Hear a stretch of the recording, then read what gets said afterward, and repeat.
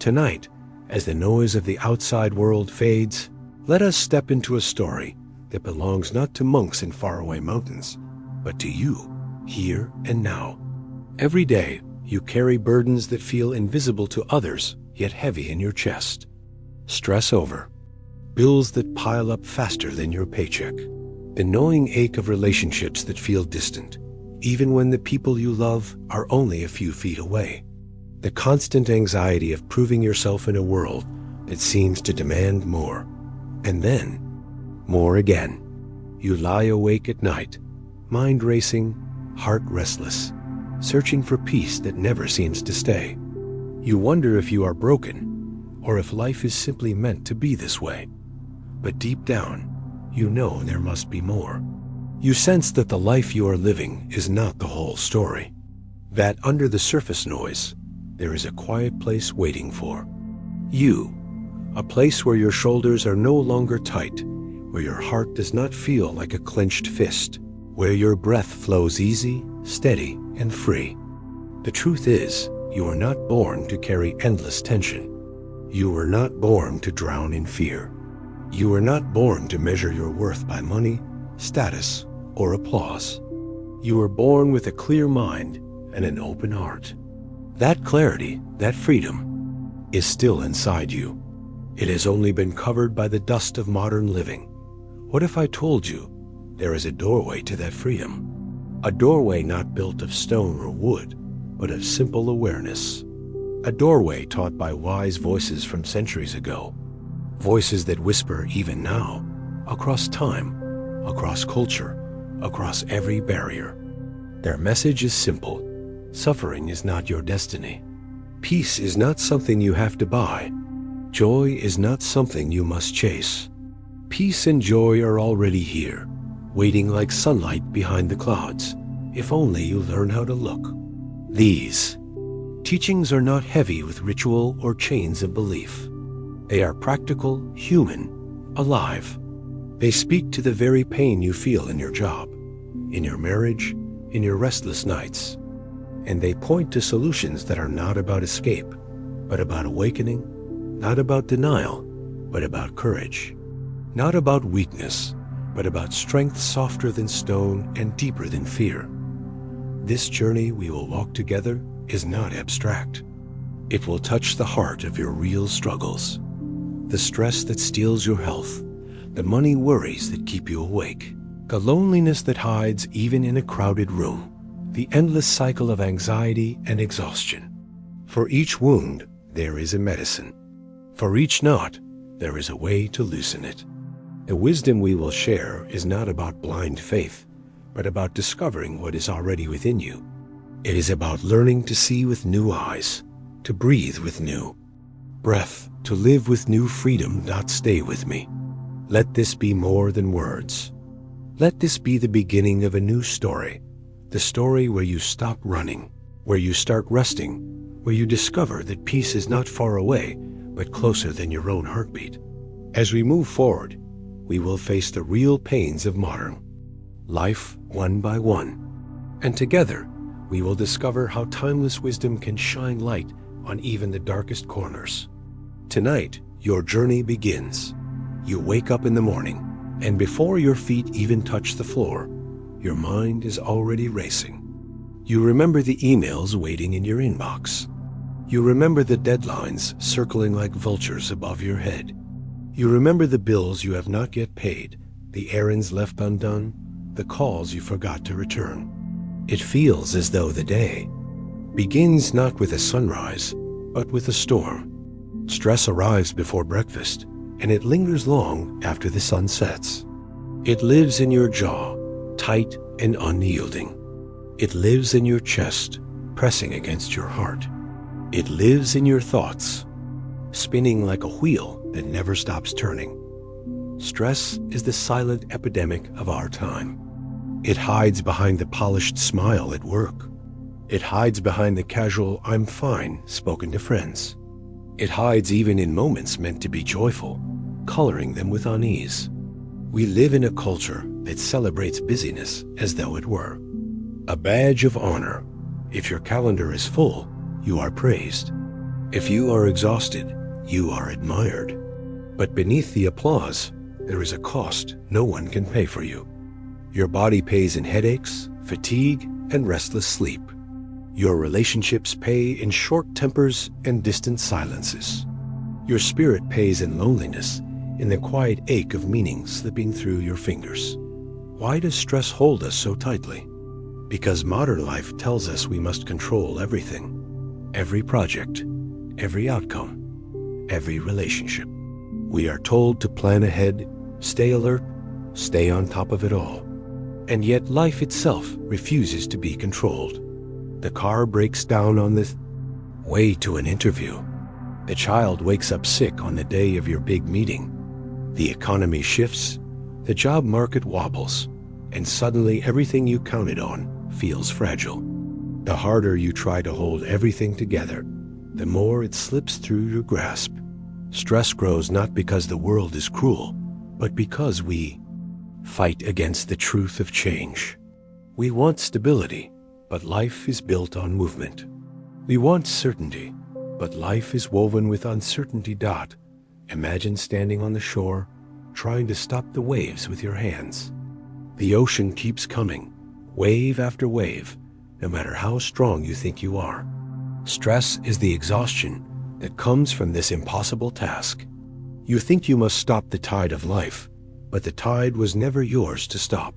And yet, there is another way. There is a wisdom older than our modern rush, a wisdom that whispers, you do not have to stop the waves. You can learn to float. You can learn to breathe with the ocean instead of against it. You can learn to see that stress is not a life sentence, but a teacher. The Buddha once said, your worst enemy cannot harm you as much as your own unguarded thoughts. Stress begins in the mind, in the endless cycle of what if and if only. What if I fail? What if they leave me? What if I never catch up? If only I had done better. If only I had more time. If only I had more money. The mind creates a theater of fear, and you become both the audience and the prisoner. But Buddhist teaching offers another stage, one where awareness takes the lead. Awareness does not deny the storm, but it gives you shelter. It shows you that you are not the storm itself. You are the sky, vast and clear, in which the storm comes and goes. Take a moment now, even as you listen, to notice your breath. Inhale, exhale, feel the rise and fall. Stress tells you that you must fix everything all at once. Awareness tells you that this single breath is enough.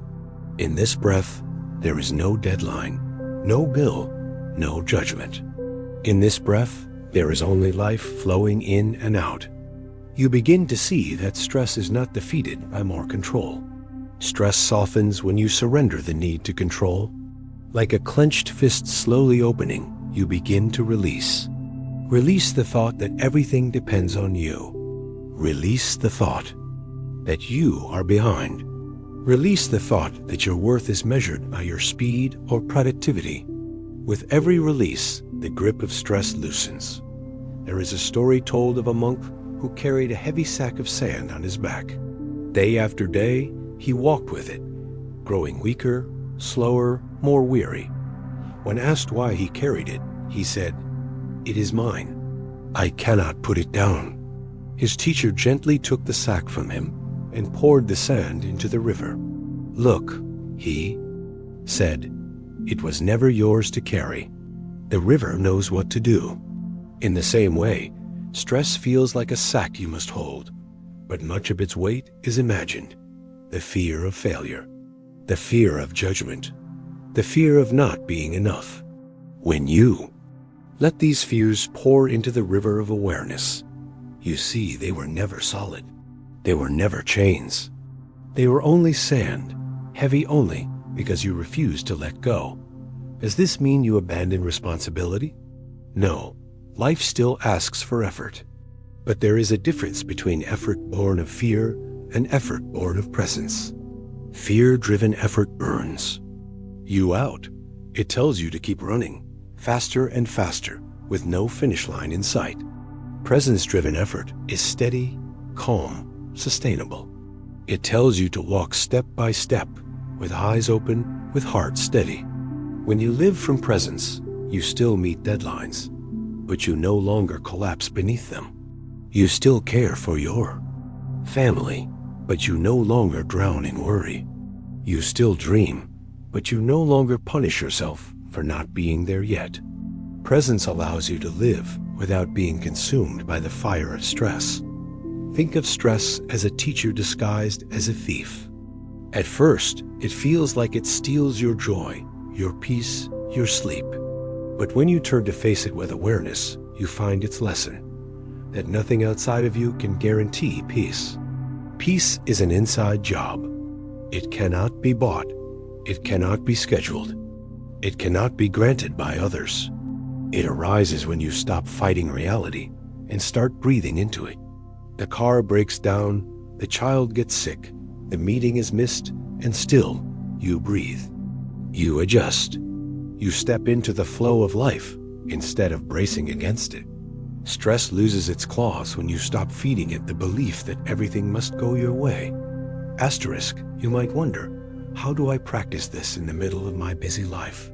The answer is both simple and profound. Start small. When the phone rings, pause before answering. Feel your breath. When the traffic slows, instead of clenching, soften your jaw. Notice the sensation of your hands on the steering wheel. When the conversation at work grows tense, listen fully before rushing to respond. Each pause is a thread of awareness woven into the fabric of your day. Over time, these threads form a strong cloth, a shelter that holds you steady no matter how fierce the winds. The mind resists simplicity. It tells you, this is too easy. It cannot work. But remember, stress thrives on complexity. It grows in tangled thoughts and endless to-do lists. Awareness cuts through the tangle like a blade of light. It brings you back to the only place where peace exists, the present moment. And here, in this moment, you are safe. You are breathing. You are alive.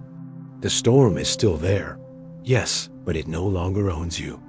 You can walk through it without being swept away. As you hear these words, let them not be distant ideas, but seeds planted in your heart.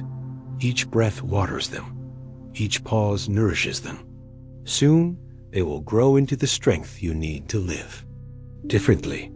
Stress will not vanish overnight, but your relationship with it will transform. Instead of being its prisoner, you become its student. Instead of collapsing under its weight, you walk taller, lighter, freer. And in this freedom, a new possibility opens to not only survive your life, but to live it fully. This is the beginning of the path. It is not the end of your stress, but it is the end of being ruled by it. And as you walk further, you will see that stress is only one mask of suffering. Behind it lies a deeper hunger, the hunger for security, for control, for certainty. In our next steps, we will uncover how this hunger shapes our struggles with money, with success, with the endless chase for more. But before we go there, remember, peace is not a reward waiting at the finish line. It is the way you walk the path itself. Stress is often described as invisible, but in truth, it leaves visible marks on the landscape of our lives. Look closely, and you will see it in the dark circles beneath tired eyes, in the rushed tone of conversations, in the way people reach for another cup of coffee just to stay awake. You will see it in families sitting at dinner together, yet staring at separate screens, in friends who cancel plans again and again because they are too busy, in the heavy silence that grows between partners who have lost the energy to truly listen. Stress is not a private problem. It spills over, coloring every connection, shaping every choice. When stress runs unchecked, life shrinks. Our world becomes narrower, our joy becomes smaller, and our love becomes thinner. To understand stress, imagine carrying a glass of water. At first, it feels light, but hold it out in front of you for 1 hour, and it begins to ache. Hold it for 1 day, and your arm trembles with pain. Hold it for 1 week, and you can hardly bear it. The weight of the water never changes, but the strain of holding it without rest becomes unbearable. Stress works the same way. The pressures of life may seem manageable at first, but when we refuse to put them down, when we grip them hour after hour, day after day, year after year, we collapse under the very load we insisted on carrying. The teaching is simple. It is not the weight itself, but how long we hold it, that destroys us. And so the path of release begins with a radical truth. You do not have to carry everything forever. You can learn to set things down, even for a moment, even for a breath. The Buddha spoke of the middle way, a life not built on extremes of indulgence or deprivation, but on balance. Balance also means rest. It means creating spaces in your day when you are not producing, not fixing, not planning, just being. Many people resist this, fearing that if they stop for even a breath, everything will fall apart. But the paradox is clear. When you rest, you do not fall behind. You catch up to yourself. And in that catching up, your energy returns, your clarity returns, your compassion returns. What once felt impossible becomes possible again. Think of the mountain. From afar, it looks unshakable, solid, unmoving. But within it, streams of water flow, carving paths over centuries. The mountain's strength is not in rigid stillness, but in harmony with time and change. You, too, can learn this strength. Stress tells you to resist the stream, to fight the current. Awareness teaches you to walk beside it, to let its rhythm carry you. You will still climb, but not in exhaustion. You will climb with steady steps, guided by something larger than your own frantic. Many modern people approach stress with force. They buy planners to organize every moment, apps to squeeze productivity from every second, gadgets to track every heartbeat. But often, these tools create more pressure, more comparison, more noise. Technology can help, yes, but it cannot replace wisdom. The true solution is not found in a busier schedule, but in a calmer heart. Meditation is not about sitting on a cushion for hours in silence. Meditation can be as simple as noticing the warmth of water on your hands while washing dishes. It can be the awareness of the wind on your face as you walk to the bus. It can be the act of closing your eyes for 30 seconds, feeling one full inhale, one full exhale before the meeting begins. These small acts of awareness do not erase your responsibilities, but they transform the way you carry them. When stress whispers, "You are drowning," awareness responds, "Here is your breath." When stress insists, "You must do more," compassion answers, "You are enough, even now." Buddhist practice does not demand perfection. It invites gentleness. Imagine speaking to yourself as you would to a child who is tired and afraid. Would you shout at that child to work harder? Or would you hold them, reassure them, and remind them they are safe? You deserve that same kindness. Each time you choose compassion over criticism, stress loosens its grip. Each time you rest in awareness instead of panic, the storm inside you calms. There is a parable of 2 monks traveling together. They came to a river where a woman stood, unable to cross. One monk hesitated, for their vows forbade contact, but the other lifted her onto his back, carried her across, and set her down. Hours later, the first monk scolded him. "You broke your vow. How could you carry her?" The second monk replied, "Brother, I set her down at the riverbank. Why are you still carrying her?" Stress often works the same way. We replay the past, carry old conversations, rehearse imagined disasters. We carry them long after the moment has passed, long after we could have set them down. Awareness invites us to do what the second monk did. Carry what is necessary, but let it go when it is time. Every breath is an opportunity to begin again. this is not just poetry. It is practice. The mind says, I have been stressed for years. I cannot change. But change begins in the next breath, not in the next year. Even if you cannot pause for an hour, you can pause for a moment. Even if you cannot solve every problem, you can loosen your grip on one. Stress shrinks when we stop feeding it fear and start feeding it presence. Step by step, moment by moment, you reclaim your life from the cycle of exhaustion. And what happens? When you reclaim it, the ripple spreads. Your child sees you breathe instead of yell. Your partner feels your presence instead of your distance. Your colleagues notice your steadiness instead of your panic. The gift of awareness is not only for you, it is for everyone you touch. When stress rules, we infect others with our unrest. When peace grows, we offer others the medicine of our calm. This is why Buddhist wisdom speaks not only of personal liberation, but of compassion for all beings. Your freedom becomes a doorway for others. Your calm becomes a refuge for those still caught in storms. So the next time you feel stress tightening around you, pause. Do not rush to fix it. Do not rush to fight it. Pause. Place a hand on your heart. Inhale, exhale. Remember that you are not alone in this struggle.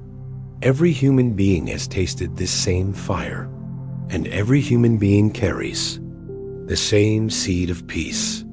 In that pause, you join a lineage stretching back thousands of years, a lineage of people who discovered that even in the midst of chaos, the heart can be free. As we close this first part of the journey, let the lesson be simple. Stress is not your enemy, but your teacher.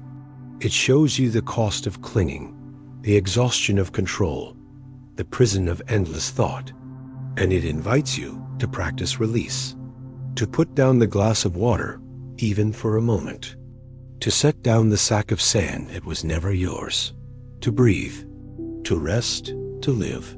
But stress is only one face of suffering. Behind it lies another weight that haunts modern life, the relentless struggle with money, with success, with the feeling that no matter how much you earn or achieve, it is never enough. In the next part of our journey, we will face this hunger head-on. We will explore the pain of chasing wealth and the illusion of security it promises. And we will see how ancient wisdom offers a way, not of poverty or denial, but of true abundance, an abundance that no paycheck can grant and no loss can steal. You work hard. You stay late. You dream of the day when your bank account will finally breathe easy, when your worries about bills will fade, when you can look at your life and say, now I am safe. Money promises safety. It promises freedom. It promises happiness. And so you chase it. You sacrifice time with family to earn a promotion. You trade your health for extra hours at the office. You spend years in pursuit of enough, only to find that enough always moves just out of reach. The numbers rise on the screen, but the peace you long for does not rise with them. Instead, the hunger grows stronger. More money, more possessions, more security, yet the heart still whispers, it is not enough. Generosity is the practice that loosens these chains. When you give, you declare to yourself and the world, I am not owned by what I own. Generosity transforms fear into trust, scarcity into abundance, isolation into connection. You may think generosity is for the wealthy, but this is a lie of the craving mind. Generosity is not measured by size, but by spirit. A kind word, a helping hand, a shared meal, all of these are gifts that free both the giver and the receiver. When you give, you remind yourself that wealth is not about accumulation, but about circulation. Like water, money must flow to stay alive. When it stagnates in hoarding, it breeds fear. When it flows through generosity, it breeds joy. Imagine a river. When water moves freely, it nourishes fields, fills wells, sustains life. But when water is dammed and locked away, it becomes stale, heavy, lifeless. The same is true of money. When you let it flow through kindness, through sharing it, nourishes more than your life. It nourishes the lives of others. And in return, your own heart feels light, alive, connected. The practice of generosity is not about giving up everything, but about giving up the illusion that everything is yours alone. Gratitude and generosity work together as antidotes to the poison of craving. Gratitude teaches you to see the abundance already present.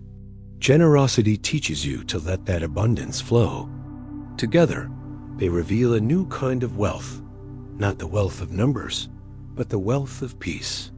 This wealth is deeper, stronger, more lasting. It cannot be taken by inflation, recession, or market collapse. It lives in the way you see the world, the way you share yourself, the way you rest in enough. Pause now. Think of something you can be grateful for in this very moment. A breath that enters your lungs, a friend who once stood by you, a roof that shelters you. Let that gratitude soften the hunger, even for a moment. Then think of something you can give, no matter how small. A smile to a stranger, a listening ear to someone who feels unheard, a word of encouragement to a colleague.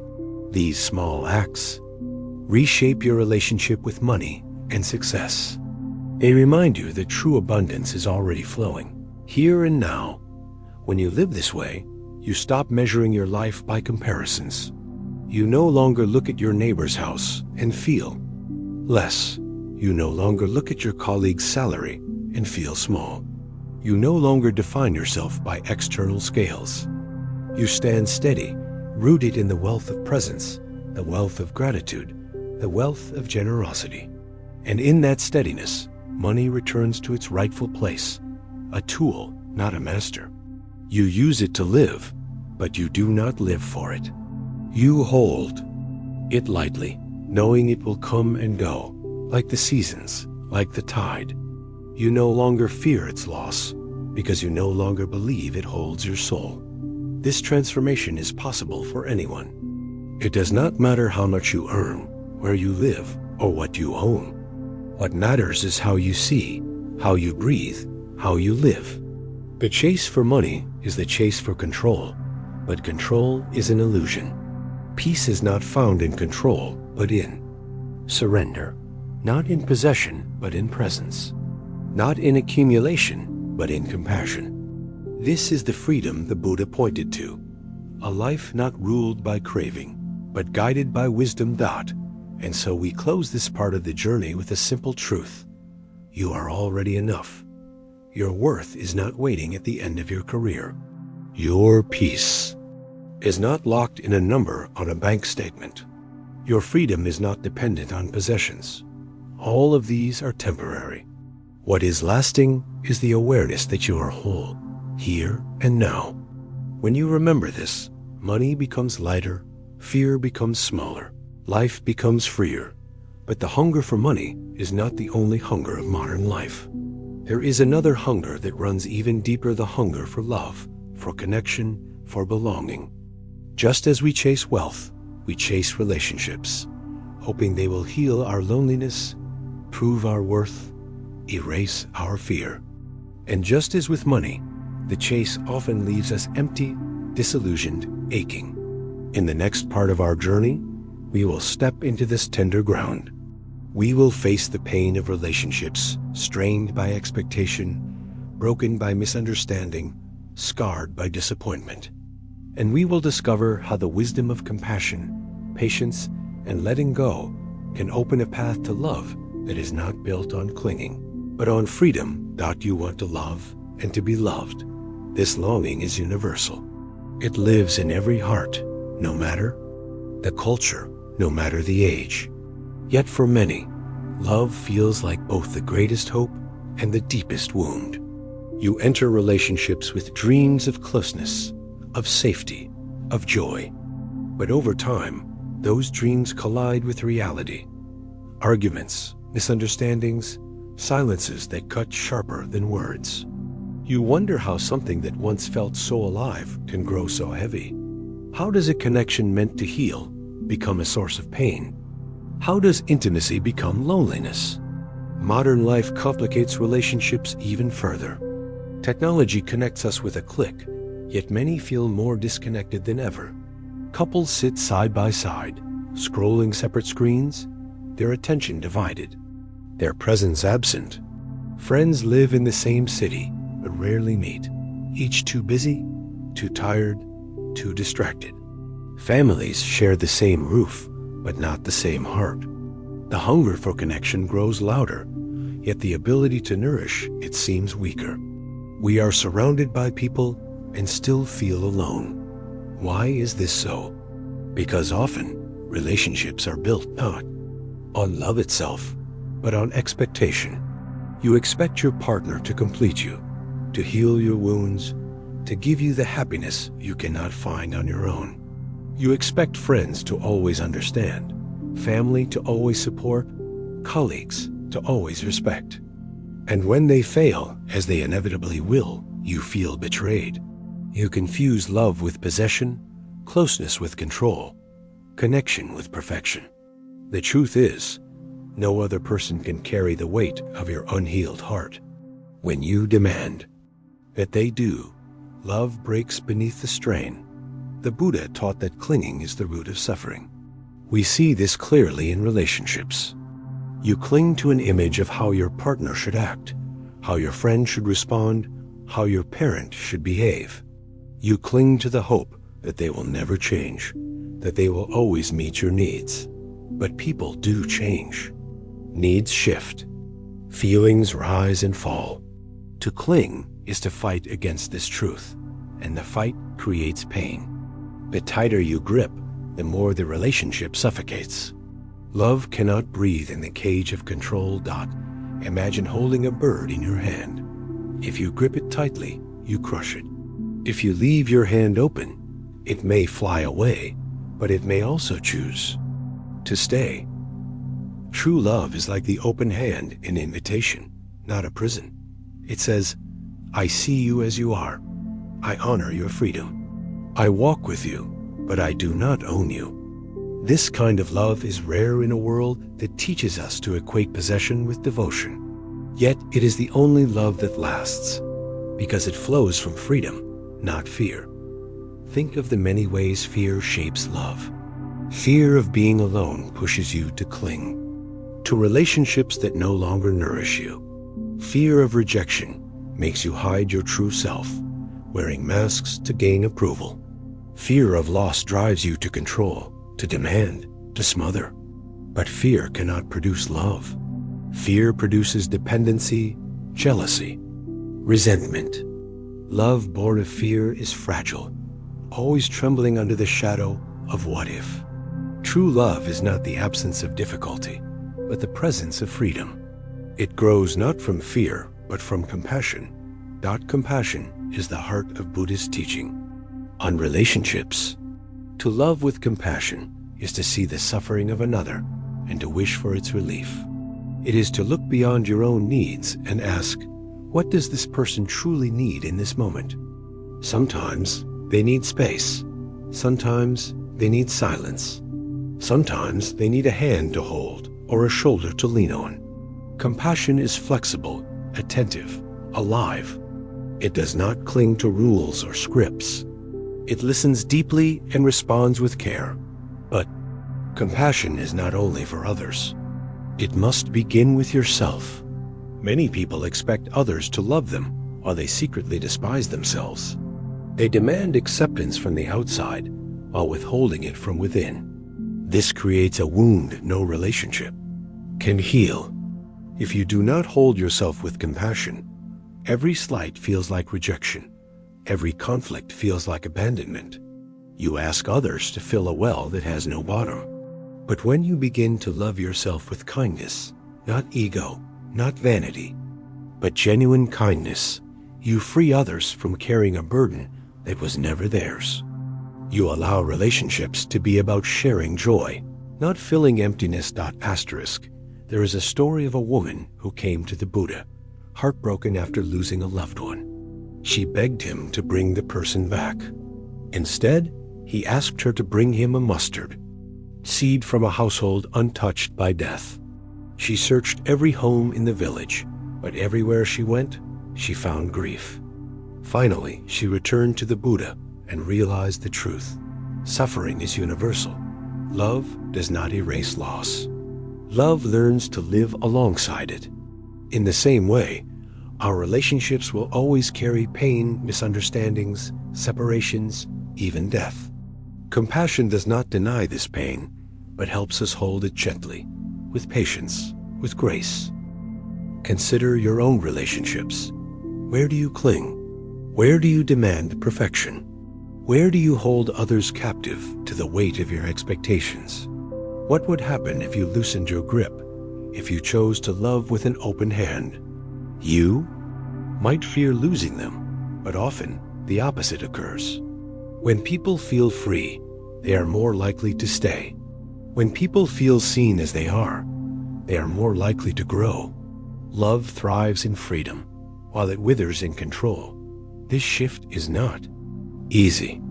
It requires courage to face your fears of abandonment, rejection, loss. It requires humility to admit that others cannot heal your wounds. But in making this shift, you discover a deeper love one that is not based on constant negotiation or silent resentments, but on mutual respect, compassion, and freedom. You begin to see relationships not as cages, but as gardens. Gardens require attention, yes, but not control. You cannot force a flower to bloom faster by pulling its petals. You can only water it, tend it, give it sunlight, and trust its natural rhythm. So too with love. You water it with kindness, you nourish it with presence, you give it space, and you trust its unfolding. Loneliness is often the hidden shadow of relationships.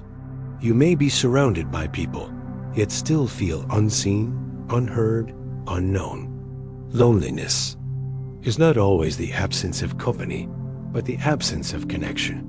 And true connection begins not with another person, but with yourself. When you sit quietly and breathe, when you turn toward your own heart with honesty, you begin to bridge the gap. You begin to feel at home in your own skin. From that home, connection with others becomes possible. Without it, you will always feel like a stranger, even in the closest embrace. Take a moment now. Close your eyes if you wish. Place a hand over your heart. Whisper silently, "May I be kind to myself? May I forgive myself? May I find peace?" Feel the warmth of your hand, the rise and fall of your breath. This is the beginning of compassion. This is the soil in which true love grows. When you can offer kindness to yourself, you are no longer desperate for others to fill you.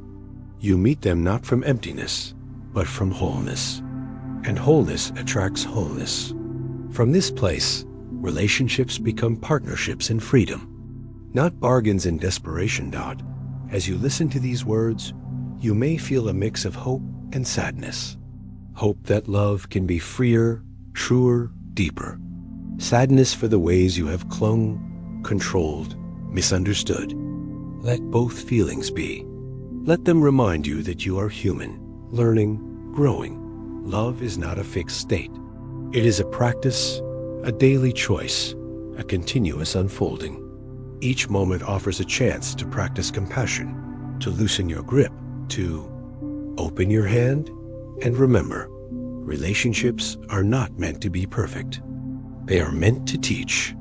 Every argument, every disappointment, every reconciliation is a mirror. They show you your fears, your attachments, your strengths, your capacity to forgive. If you approach them with awareness, even pain becomes a doorway. Even heartbreak becomes a teacher. In this way, every relationship, whether lasting or fleeting, can be part of your awakening. This is where our journey in love begins. We have looked at the hunger for connection and the suffering born of clinging, but there is more to explore. In the next part of this section, we will dive deeper into the ways love can transform when guided by mindfulness and compassion. We will see how forgiveness, patience, and the practice of letting go can heal the wounds of the heart and open the path to relationships that are not only lasting, but liberating. Love is not only a feeling, it is also a practice. Feelings rise and fall like waves. They are powerful, beautiful, sometimes overwhelming. But if love rests only on fleeting feelings, it will break the first time the tide turns. To build love that lasts, you must learn the art of practice patience, forgiveness, and letting go. These are not dramatic gestures. They are quiet choices made day after day in the small spaces of ordinary life. Patience is the first practice. In a world of instant gratification, patience feels unnatural. You expect quick responses, quick results, quick satisfaction. But human hearts do not work on demand. Healing takes time. Growth takes time. Trust takes time. When you demand immediate change from others, you set yourself up for disappointment. Patience is the willingness to stay present, even when progress is slow, even when misunderstandings linger, even when the other person cannot yet meet you where you hope. Patience says, I see the process, not just the outcome. It is an act of respect, an act of faith, an act of love. Think of the farmer who plants seeds. He does not dig them up each morning to check their progress. He waters, he waits, he trusts. Relationships are the same. You cannot force another person's pace. You cannot rush their awakening. You can only offer your steady presence, your care, your encouragement. Patience transforms frustration into space, and in that space, love can breathe. Forgiveness is the second practice. No relationship is free of hurt. Words are spoken in anger. Promises are broken. Expectations collapse. The pain of betrayal or disappointment can cut deep, leaving scars that last years. But holding on to resentment is like gripping a burning coal, hoping to throw it at another, but burning yourself in the process. Forgiveness does not mean excusing harmful behavior. It does not mean forgetting or pretending nothing happened. Forgiveness means choosing to release the poison of resentment from your own heart. It is an act of freedom, not for the other person, but for yourself. The Buddha once said, holding on to anger is like drinking poison and expecting the other person to die. Forgiveness is the antidote to that poison.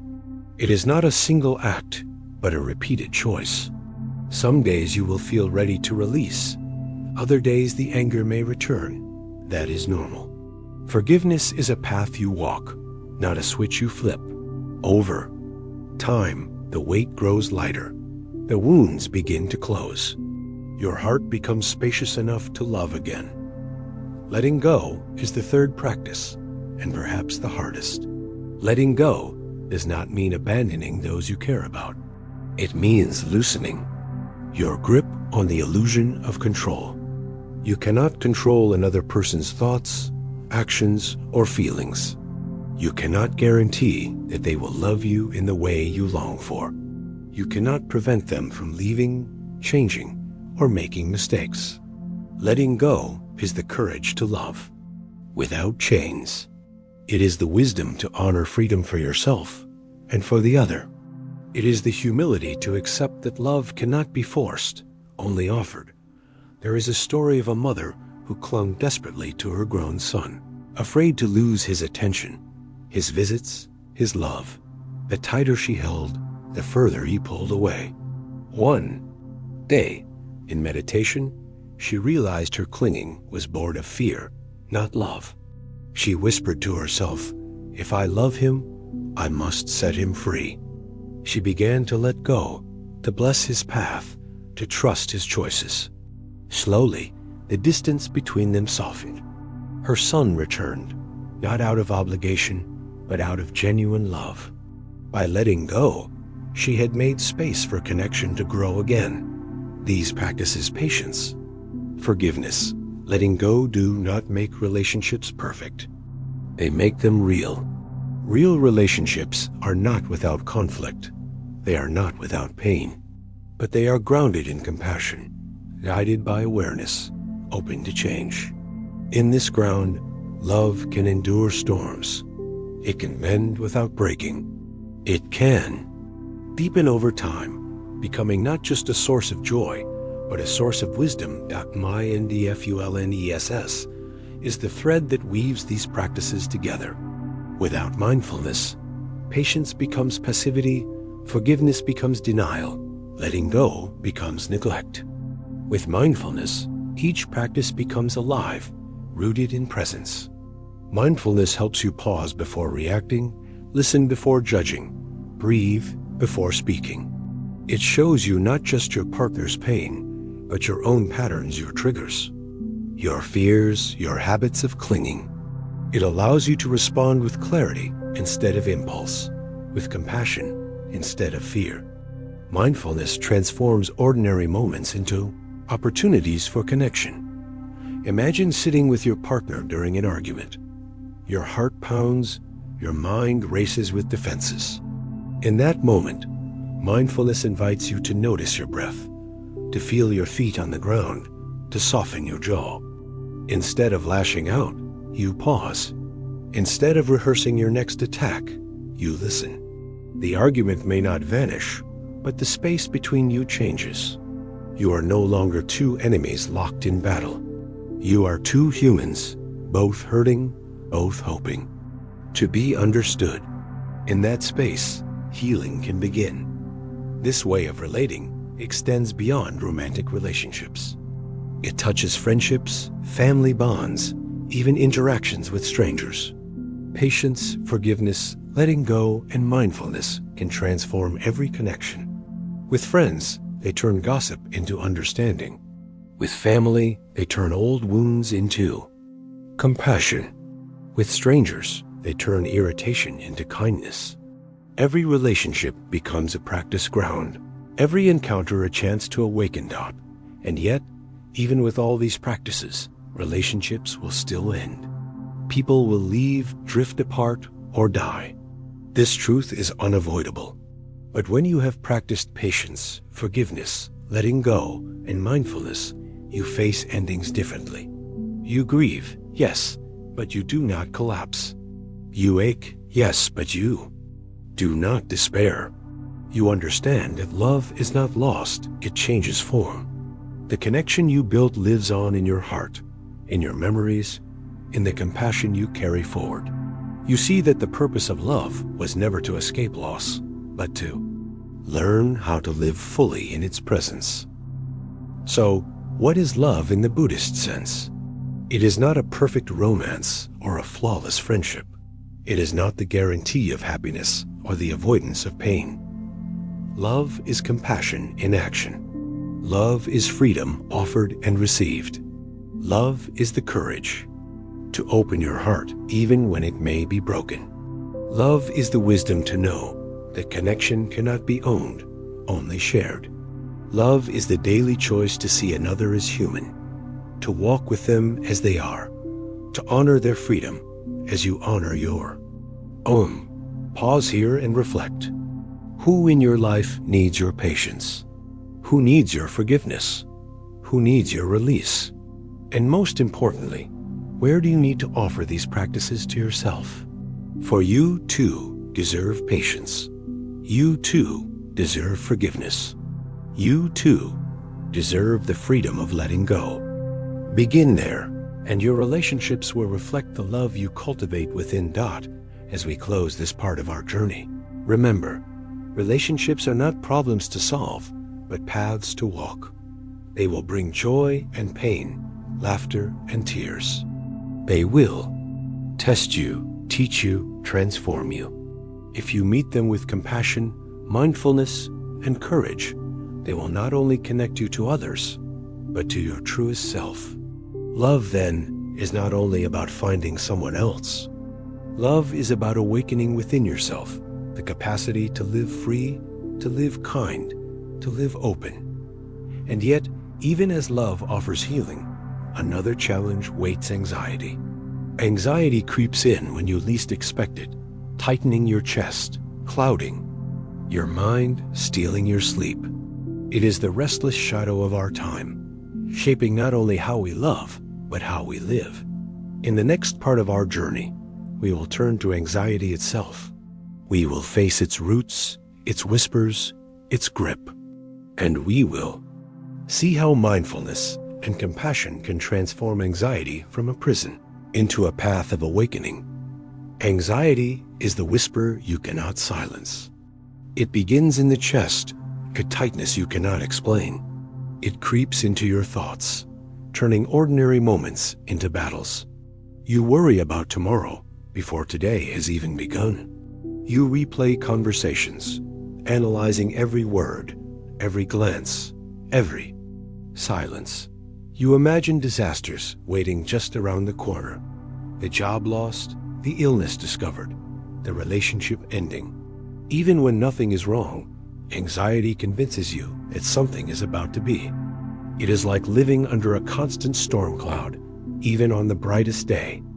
Unlike stress, which often arises from specific pressures, anxiety is more subtle and more pervasive. Stress says, I have too much to do. Anxiety says, even when there is nothing to do, I am still unsafe. It is the background hum of fear, the nervous energy that never leaves, the restlessness that keeps you awake at night. You may look calm on the outside, but inside you are spinning. Your heart races. Your mind races. You long for peace, yet peace feels like a stranger. Modern life feeds this anxiety.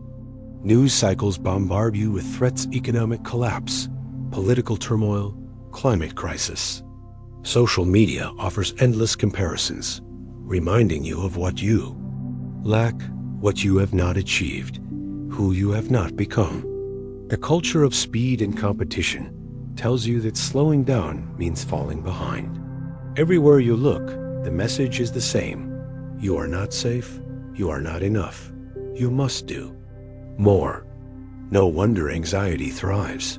It is not just a personal weakness. It is the natural outcome of a world built on fear. But here is the truth. Anxiety is not permanent. It is not who you are. It is a pattern of thought and sensation, a habit of the mind. And like all habits, it can change. The Buddha taught that the mind is like a garden. If you plant seeds of fear and water them daily, they will grow into tangled weeds of anxiety. But if you plant seeds of calm, patience, and compassion, those will grow instead. The garden reflects what you nurture. Anxiety is not destiny. It is a result of where attention rests. To see this clearly, imagine a glass of muddy water. If you stir it constantly, the water stays cloudy. But if you set it down and leave it still, the mud settles and the water becomes clear. Anxiety is the constant stirring of the mind, the endless rehearsing of fears, the non-stop spinning of what if. Awareness is the act of setting the glass down. When you stop feeding the restless thoughts, when you breathe and allow stillness, the mind clears on its own. You do not have to fight anxiety into submission. You have to stop stirring it. This is where mindfulness becomes medicine. Mindfulness is not about forcing the mind to be calm. It is about noticing what is happening without judgment. When anxiety arises, you do not have to add more fear by thinking, why am I like this? What is wrong with me? Instead, you can simply say, anxiety is here. You observe the tightness in your chest, the quickness of your breath, the racing of your thoughts. You let them be. You breathe with them. You stop making them enemies and start seeing them as passing weather. Anxiety loses its power when it is met with awareness instead of resistance. Try this now. Close your eyes if you wish. Place your hand gently on your stomach. Feel your breath moving in and out. When anxious thoughts rise, do not chase them. Do not fight them. Simply name them: worrying, imagining, planning, then return to your breath. Each time you notice and return, you are training the mind. You are teaching it that anxiety is not a command, but a passing visitor. Over time, the visitor stays shorter, the visits grow fewer, the grip loosens. Compassion is the second medicine. Anxiety often carries shame. You tell yourself, I should be stronger. I should not feel this way. Others are coping better. These judgments only deepen the wound. Compassion interrupts this cycle. Compassion says, I am struggling, and that is human. I am afraid, and that is okay. May I be kind to myself in this moment. Speaking to yourself this way is not weakness, it is strength. It is the courage to treat yourself with the same care you would offer a dear friend.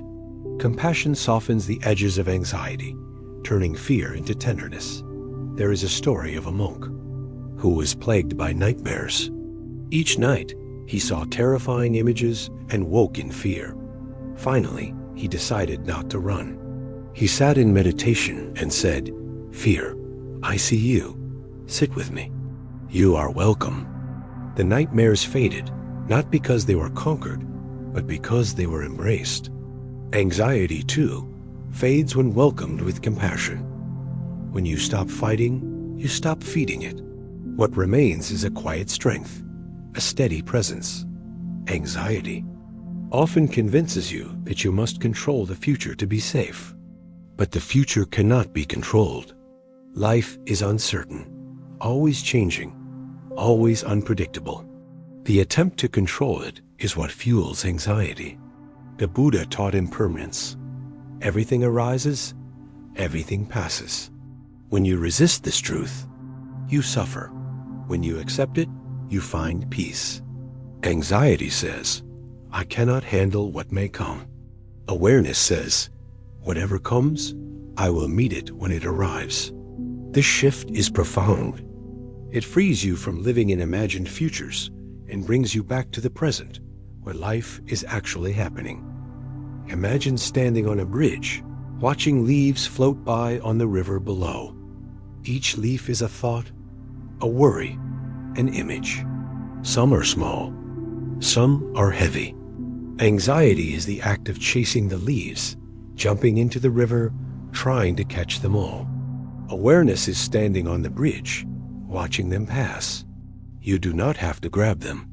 You do not have to fight them. You simply notice them, let them go, and stay grounded.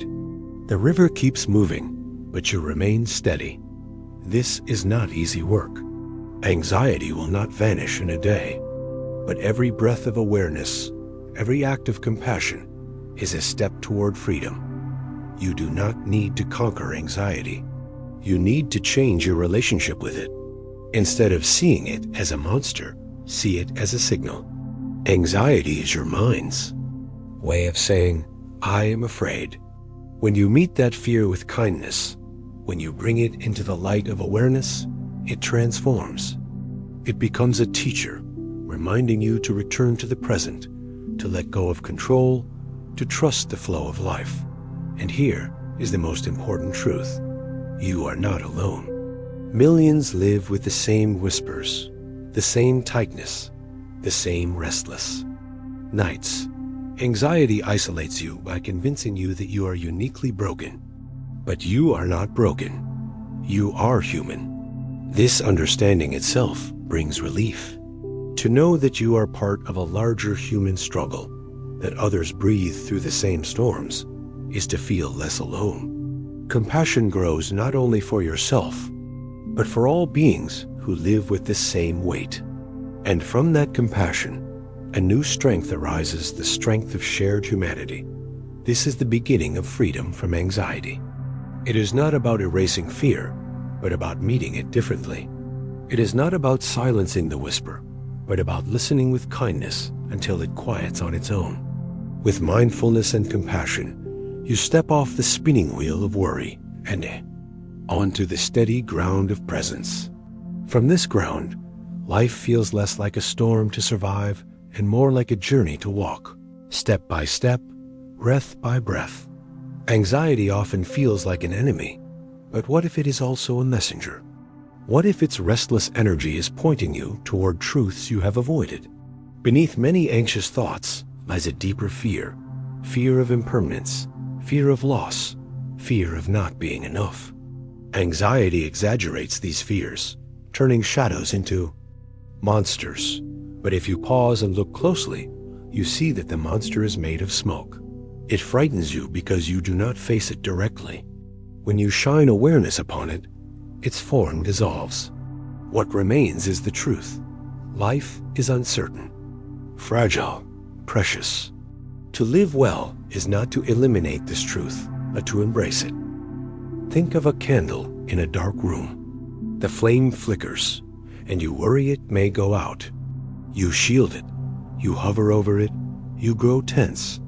But in your worry, you forget to enjoy its light. Anxiety is the hovering, the desperate guarding. Awareness is the act of sitting back, letting the candle shine, and appreciating the glow while it lasts. The flame will go out one day, yes, but until then, it can warm you, guide you, comfort you. Anxiety robs you of this warmth by convincing you that safety lies in control. Awareness restores it by teaching you that safety lies in presence. Buddha compared the mind to a restless monkey, always leaping from branch to branch, never still. Anxiety is the monkey on fire, swinging wildly, desperate, frantic. You cannot calm it by yelling at it, by fearing it, by trying to trap it. You calm it by offering water, by creating space, by letting it rest. Mindfulness is this water. Compassion is this space. Each time you breathe, you offer the monkey a place to pause. Each time you forgive yourself for being anxious, you cool the flames a little more. Over time, the monkey grows quieter. Not gone, but calmer. Not silenced, but soothed. Many people turn to distraction to escape anxiety. They binge-watch shows, scroll endlessly, overeat, overdrink, overwork. For a moment, the anxiety fades, but when the distraction ends, it returns even stronger. Distraction is like putting a lid on a boiling pot. It hides the steam, but the pressure builds. Awareness is like turning down the flame. The pot still simmers, but it no longer threatens to overflow. You do not need to drown anxiety in distraction. You need to give it air, attention, and care. There is a story of a young monk terrified of meditating in the dark. His teacher asked him to go into the forest at night and sit alone. At first, his heart pounded. Every sound felt like danger. Every shadow looked like a ghost. But he stayed, breathing, watching, waiting.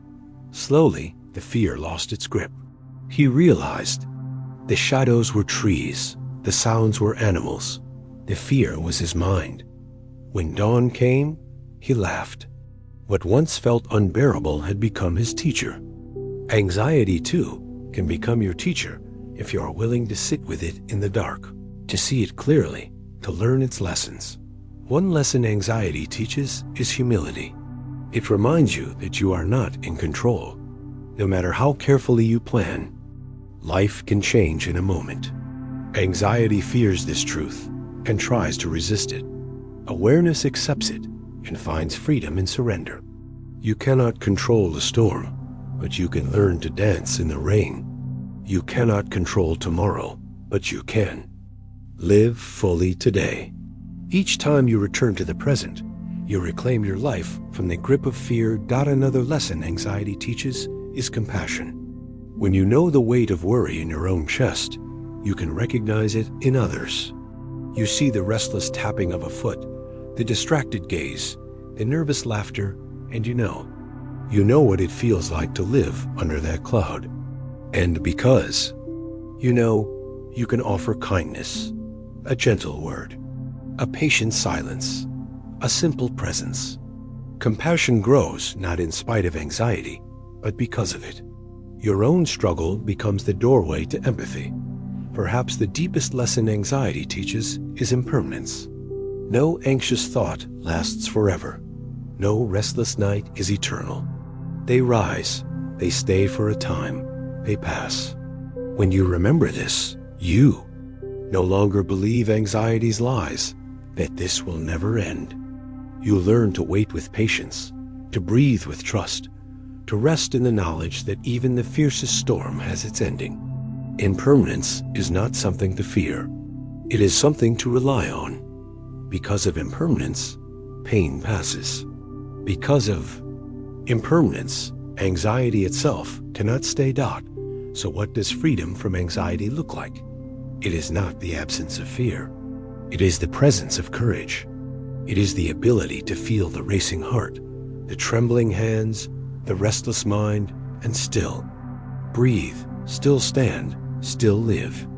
It is the shift from running away to standing still, from clinging to releasing, from resisting to welcoming. Freedom is not a life without storms, but a heart that knows how to find calm within them. Take one final practice with you.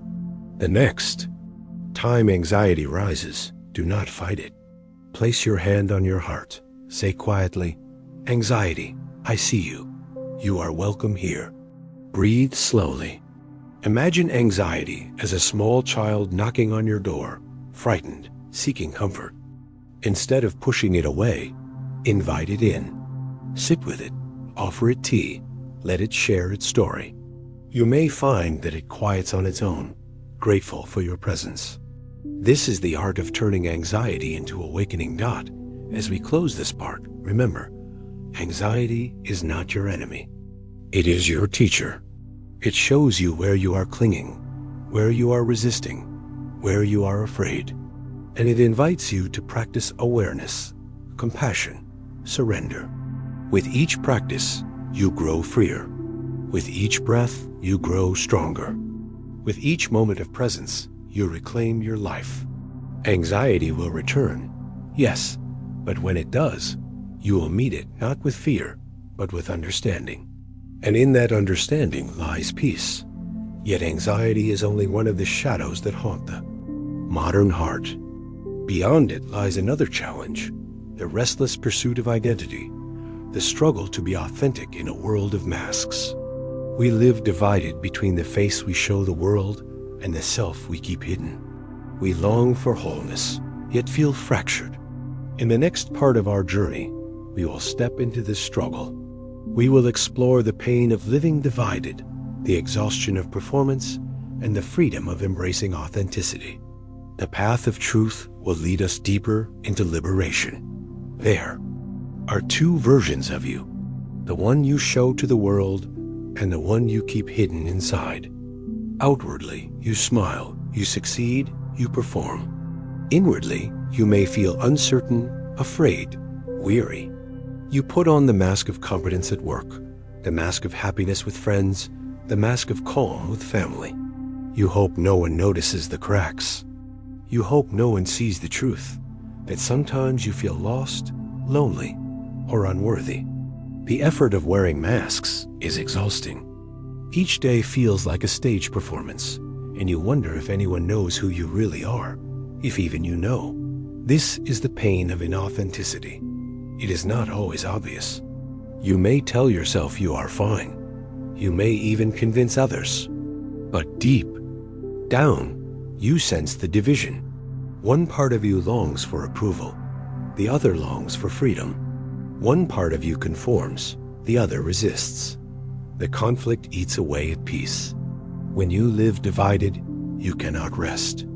You are always guarding, always editing, always afraid of being found out. This fear is called imposter syndrome in modern language. In Buddhist teaching, it is simply the suffering of illusion, believing you must be someone other than yourself to be worthy of love. Why do we live this way? Because we are taught that the raw self is not enough. As children, we learn quickly what earns praise and what brings criticism. We learn to hide anger, sadness, or vulnerability if they are not welcome. We learn to play roles: the achiever, the pleaser, the entertainer, the strong one. These roles protect us, but they also imprison us. Over time, we forget where the role ends and the true self begins. We live as actors in our own lives, afraid to take off the costume. Modern culture reinforces this performance. Social media is a stage of highlight reels where flaws are edited out and struggles are hidden. Workplaces demand constant positivity and productivity, leaving no room for doubt or rest. Even friendships can become arenas of comparison, where honesty feels too risky. Surrounded by images of perfection, you may feel pressure to maintain your own mask at all costs. But the cost is high: anxiety, loneliness, and a quiet despair of never feeling truly known. The Buddha taught that liberation comes through truth. Truth not in the sense of doctrine or belief, but in the courage to see reality as it is. This includes the reality of who you are.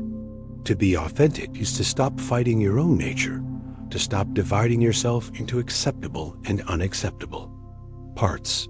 It is to live as one whole being, the same in public and in private, the same when praised and when criticized. Authenticity is not about flaunting every emotion or impulse. It is about integrity, living in alignment with your values, your heart, your truth. Imagine a tree. It does not pretend to be taller than it is. It does not hide its crooked branches or disguise its roots. It simply stands, alive, complete, whole. Some may admire it, some may overlook it, but the tree remains itself. Authentic living is like this. You no longer waste energy on pretense. You no longer contort yourself to meet every expectation. You stand as you are, and in that standing you find freedom. But authenticity is not easy. It means risking rejection. It means some people may not like who you really are. Yet the alternative, living forever in disguise, is far more painful. The approval you gain from a mask is never satisfying, because you know it is not really you they love. Authenticity risks loss, but it also opens the door to true connection. When you live openly, the people who stay love you for you. The relationships that remain are real. The peace you feel is deep because you are no longer at war with yourself. How do you begin this practice? Start with honesty. Not brutal honesty, not reckless honesty, but compassionate honesty. Notice the places where you hide. Notice the moments when you smile though you are sad, when you say yes though you mean no, when you pretend to understand though you are confused. Notice without judgment. Awareness is the first step. Then, little by little, practice truth. Say, I do not know. Say, I am tired. Say, I feel hurt. Small truths build the strength for greater ones. Each truth spoken is a weight lifted, a piece of armor set down. Mindfulness helps in this practice. When you are mindful, you notice the temptation to perform. You catch yourself reaching for the mask and ask, is this necessary? What am I afraid of? Often, the fear is of rejection. But mindfulness shows you that rejection is survivable, while the rejection of yourself is not. Better to lose someone who cannot accept your truth than to lose your own integrity. Better to stand alone in authenticity than to be surrounded while living a lie. There is a story of a monk who was mocked for his ragged robe. Others laughed, saying he looked poor and unworthy. The monk smiled and replied, "This robe hides nothing. I am as you see me." His peace disarmed their mockery. He was free because he was whole. In the same way, when you live authentically, others may judge, but their judgment cannot wound you deeply. You no longer depend on their approval to know your worth. Authenticity also requires compassion for yourself. You may discover parts of yourself you dislike: anger, jealousy, fear. The temptation is to hide them again, but hiding only strengthens them. Compassion invites you to hold even these parts gently. Yes, I am angry. Yes, I am afraid. These are human too. When you welcome all of yourself, even the difficult parts, you become whole. And wholeness is the ground of authenticity. Pause now and reflect. Where in your life are you wearing masks? With whom do you feel safe enough to remove them? And where Do you still hide? These questions are not meant to condemn, but to guide. The journey toward authenticity is slow. It unfolds with patience, courage, and compassion. Each time you choose truth over performance, you step closer to freedom. As we end this first half of part 5, remember, authenticity is not about becoming someone new. It is about returning to who you already are. Beneath the masks, beneath the roles, beneath the fears, there is a self that is steady, clear, whole. That self does not need approval to exist. That self is already enough. The path of authenticity is not about gaining something, but about shedding what is false. When you shed enough, what remains is true. And what is true will set you free. To live authentically is to live with courage. It is not simply the courage to face the world, but the courage to face yourself. Many people fear authenticity because they believe that if the truth of who they are is revealed, they will not be loved. But the deeper truth is this: if you are loved for your mask, you are not loved at all. Real love can only grow when the real self is present. Anything else is performance, fragile and exhausting. Authenticity requires you to risk loss so that you can gain what is genuine. It asks you to trade approval for peace, applause for integrity, masks for freedom. Consider the weight of the masks you wear. At first, they seem protective, like armor. They shield you from judgment, rejection, criticism. But over time, they become heavy. They limit your breath, your movement, your joy. You forget what it feels like to walk freely without them. Imagine taking one off, just one. Imagine walking into a room without pretending, speaking without rehearsing, being without performing.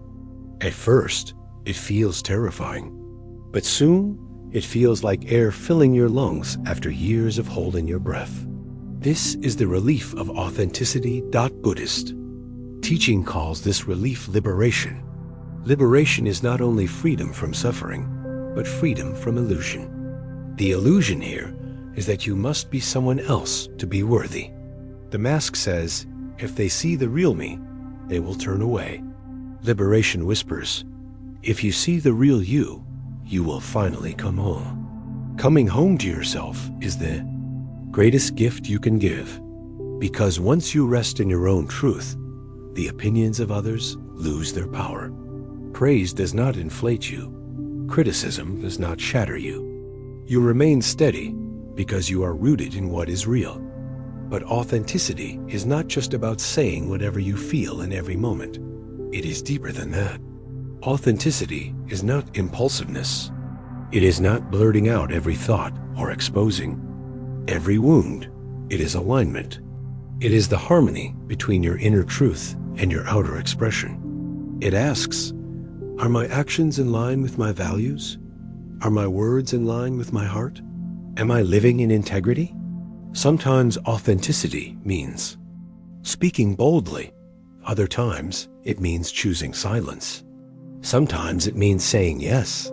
Sometimes it means saying no. The form changes, but the root is the same. Honesty with yourself and with others. Think of water. It takes the shape of the vessel, but it remains water. It does not pretend to be fire or stone. Authenticity is like water, flexible in form, but unwavering in essence. You can live authentically in the workplace, with friends, with family, not by forcing your inner world into every conversation, but by remaining true in essence. You do not betray your values to please others. You do not wear a smile to hide despair. You do not claim certainty when you are unsure. You live as water lives true to its nature, adapting without losing itself. Living this way invites deeper connection. People can sense authenticity. They may not always agree with you, but they will trust you. They may not always like you, but they will respect you. Authenticity builds relationships rooted not in performance, but in truth. And those relationships, though fewer, are stronger. They nourish instead of drain. They sustain instead of exhaust. When you are authentic, you attract authenticity. You invite others to remove their masks as well. Your courage becomes a mirror, in which they recognize their own longing for truth. There is a story of a monk who was asked why his students trusted him so deeply. He said, "Because I do not hide my struggles. I show them my anger, my doubt, my fear. And in seeing that I am human, they learn that they too can walk this path." His honesty did not make him weaker in their eyes. It made him real, and realness is what the heart longs for.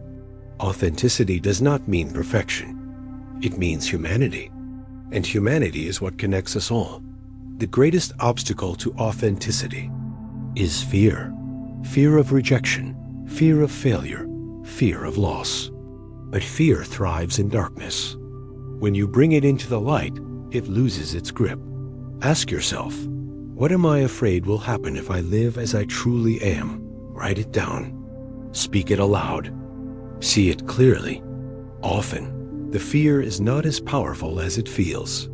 Often, the consequences you imagine are shadows, not walls.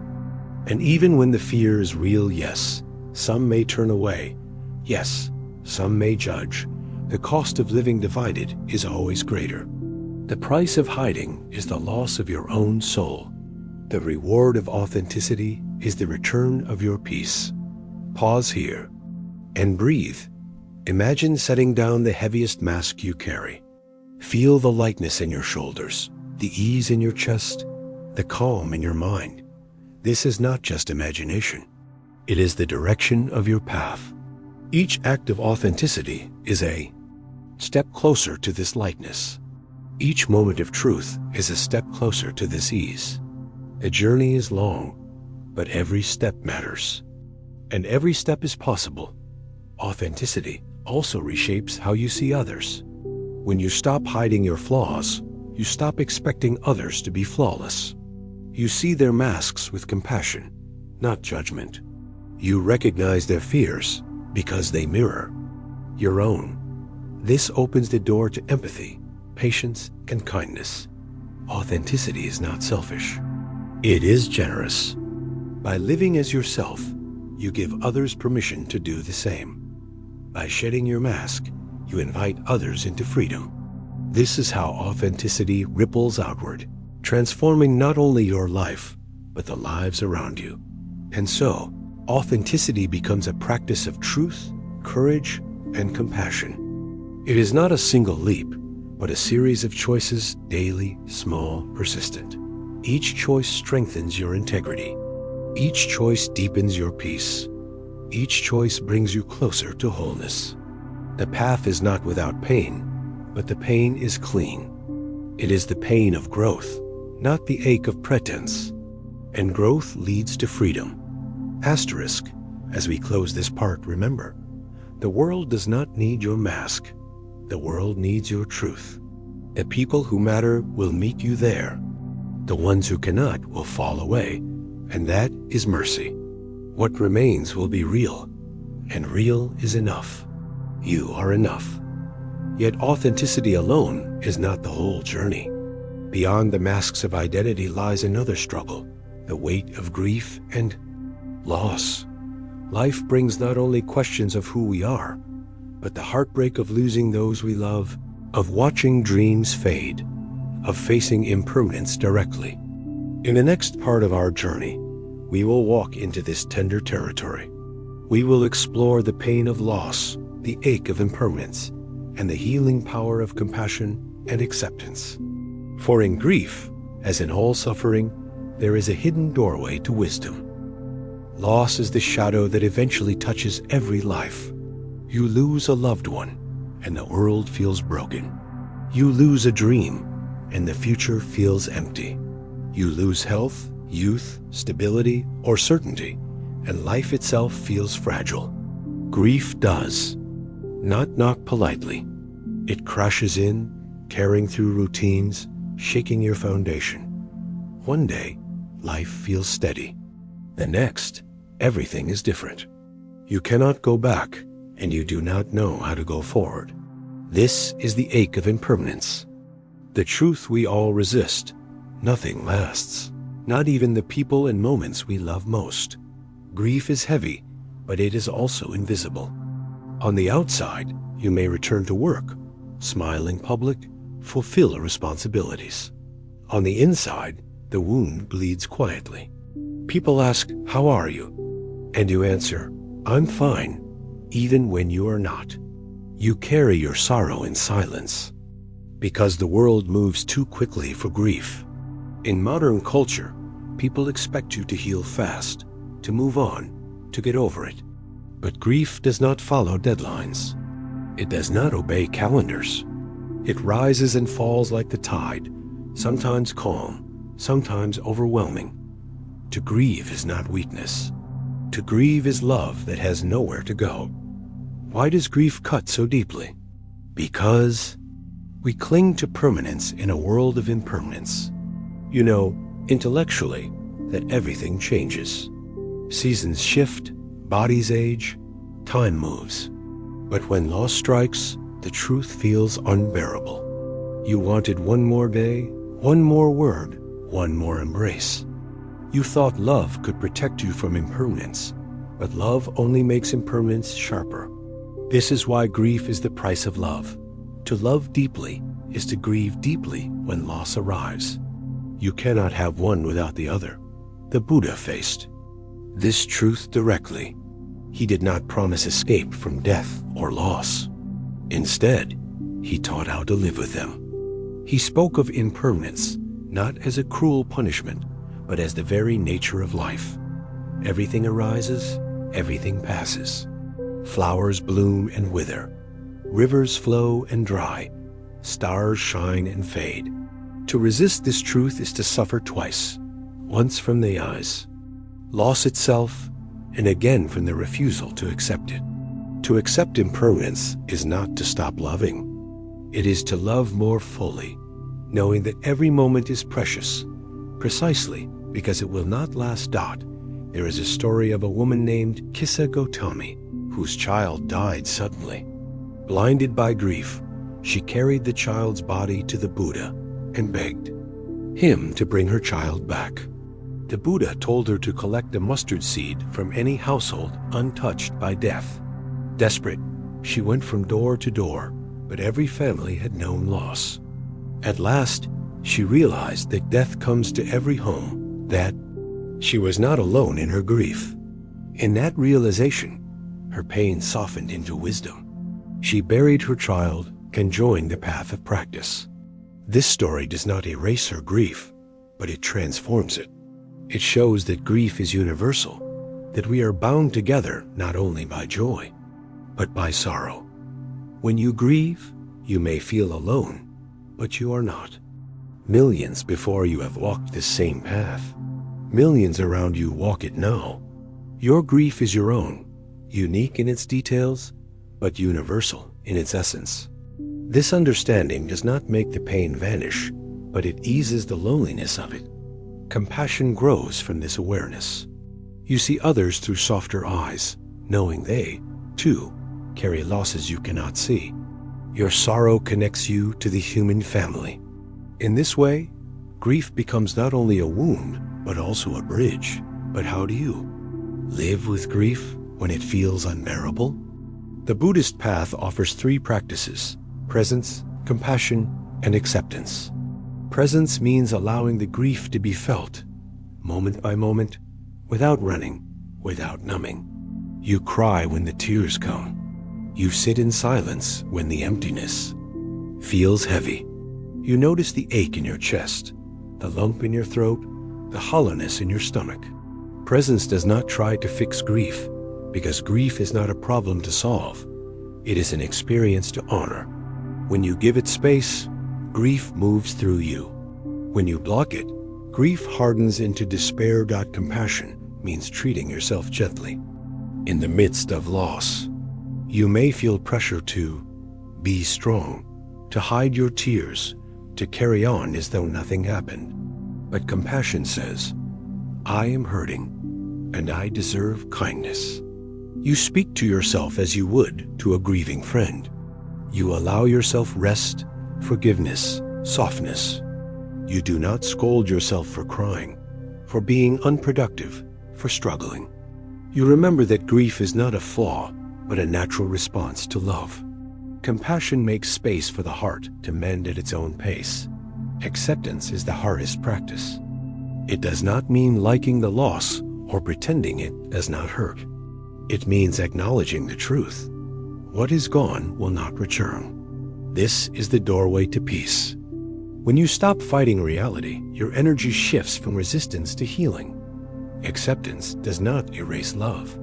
In fact, it honors love. It says, because I loved, I grieve. Because I grieve, I will remember. And because I remember, the love continues in another form. Acceptance allows you to carry the memory without collapsing under the weight of longing. Think of a river again. When you fight the current, you exhaust yourself, pulled under by its force. When you surrender, you float. You still move with the current, but you are no longer drowning. Grief is the river. Resistance is drowning. Acceptance is floating. Floating does not stop the river, but it allows you to move with it, to breathe. Within it, to survive. There is also joy hidden within impermanence. At first, this may sound impossible. But think of this. If nothing lasted, then pain, too, cannot last. Grief itself changes, softens, evolves. The sharpness of loss becomes the quiet ache of memory. The tears of today become the gratitude of tomorrow. Impermanence is not only the end of joy, but also the end of suffering. Knowing this brings hope. Even in your darkest night, dawn will come. Even in your deepest sorrow, peace will return. Not in the same way, not replacing what was lost, but in a new form. Pause here. If you carry grief, place a hand on your heart. Breathe slowly. Whisper silently. May I be gentle with myself. May I find peace little by little. Feel the warmth of your hand, the steadiness of your breath. This is presence. This is compassion. This is the beginning of acceptance. You cannot rush grief, but you can walk with it. And as you walk, step by step, you discover that the path of sorrow can also be a path of awakening. As we end this first half of part 6, remember, grief is not a detour from life. It is part of life. Loss does not mean love has ended. It means love has changed. The people and dreams you lose remain with you in memory, in influence, in the tenderness of your heart. Grief shows you the depth of your capacity to love. And love, even in loss, is a form of freedom. When you understand this, grief becomes not only pain, but also a teacher of impermanence, compassion, and the preciousness of every moment. Grief has many faces. Sometimes it appears as tears that flow easily, unstoppable, like rain. Sometimes it appears as silence, a numbness that makes you feel nothing at all. Sometimes it appears as anger, lashing out at others or at life itself. Sometimes it hides in the body-tight shoulders, heavy fatigue, and ache in the chest that doctors cannot explain. Each face is grief, speaking a different language, but the message is the same. You have loved, and you have lost. Grief is love's shadow, inseparable from its light. In moments of loss, people often ask, why me? Why now? The mind searches for reasons, for explanations that will make sense of the pain. But grief rarely offers reasons. It offers truths instead. The truth that all things change. The truth that nothing is truly ours to keep. The truth that every life, every relationship, every joy is temporary. At first, these truths feel unbearable, but in time, they can also feel precious. Because if everything is temporary, then every moment matters. Every laugh, every embrace, every breath with a loved one becomes sacred. Impermanence, once seen as cruel, can also be seen as a gift. It reminds us not to waste the time we have. There is a parable of a man holding a beautiful vase. He admired it daily, afraid it might one day break. His teacher said, "See the vase as already broken. See it now as precious, because you know it will not last." The man began to enjoy the vase without fear, treasuring it fully in each moment. When it finally broke, he grieved, but he also remembered the beauty he had appreciated along the way. This is the teaching of impermanence. By accepting loss as inevitable, we learn to love more deeply, not less. Still, grief is not something to be rushed. Many try to hurry through it, to move on quickly. But grief moves at its own pace. Some days you may feel steady, only to be undone by a song, a scent, a memory. This is natural. Healing is not linear. It spirals, revisiting the same places with new understanding. The practice is not to push grief away, but to walk with it patiently. In time, it becomes less of a storm and more of a companion still present, but less overwhelming. You carry it, but it no longer crushes you. One powerful practice for grief is remembrance with gratitude. Instead of focusing only on the absence, you honor the presence that once was. You recall the laughter, the kindness, the lessons given. You create rituals of memory, lighting a candle, telling a story, planting a tree. These acts transform grief into reverence. They remind you that love does not end with loss. It changes form. The person or dream you lost lives on in the way. They shaped you in the compassion they awakened, in the love you now carry forward. Another practice is sharing your grief. In modern culture, people often grieve alone, ashamed of their sorrow. But grief shared becomes lighter. When you speak your loss aloud, when you cry with another, when you sit in silence together, the burden is halved. This is why communities hold funerals, memorials, vigils. These are not just ceremonies. They are spaces where grief is witnessed, where sorrow is validated, where love is remembered. To share grief is to remember you are not alone, that others stand with you in the storm. That meditation also offers a way to hold grief. Sit quietly. Close your eyes. Breathe. As memories arise, as sadness swells, do not push them away.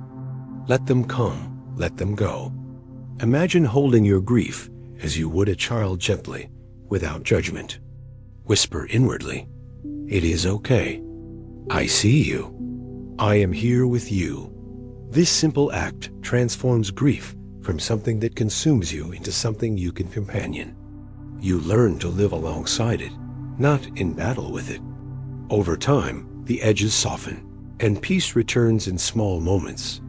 Perhaps the hardest grief is the grief of unfinished goodbyes, the words you never said, the apologies left unspoken, the moments you thought you still had.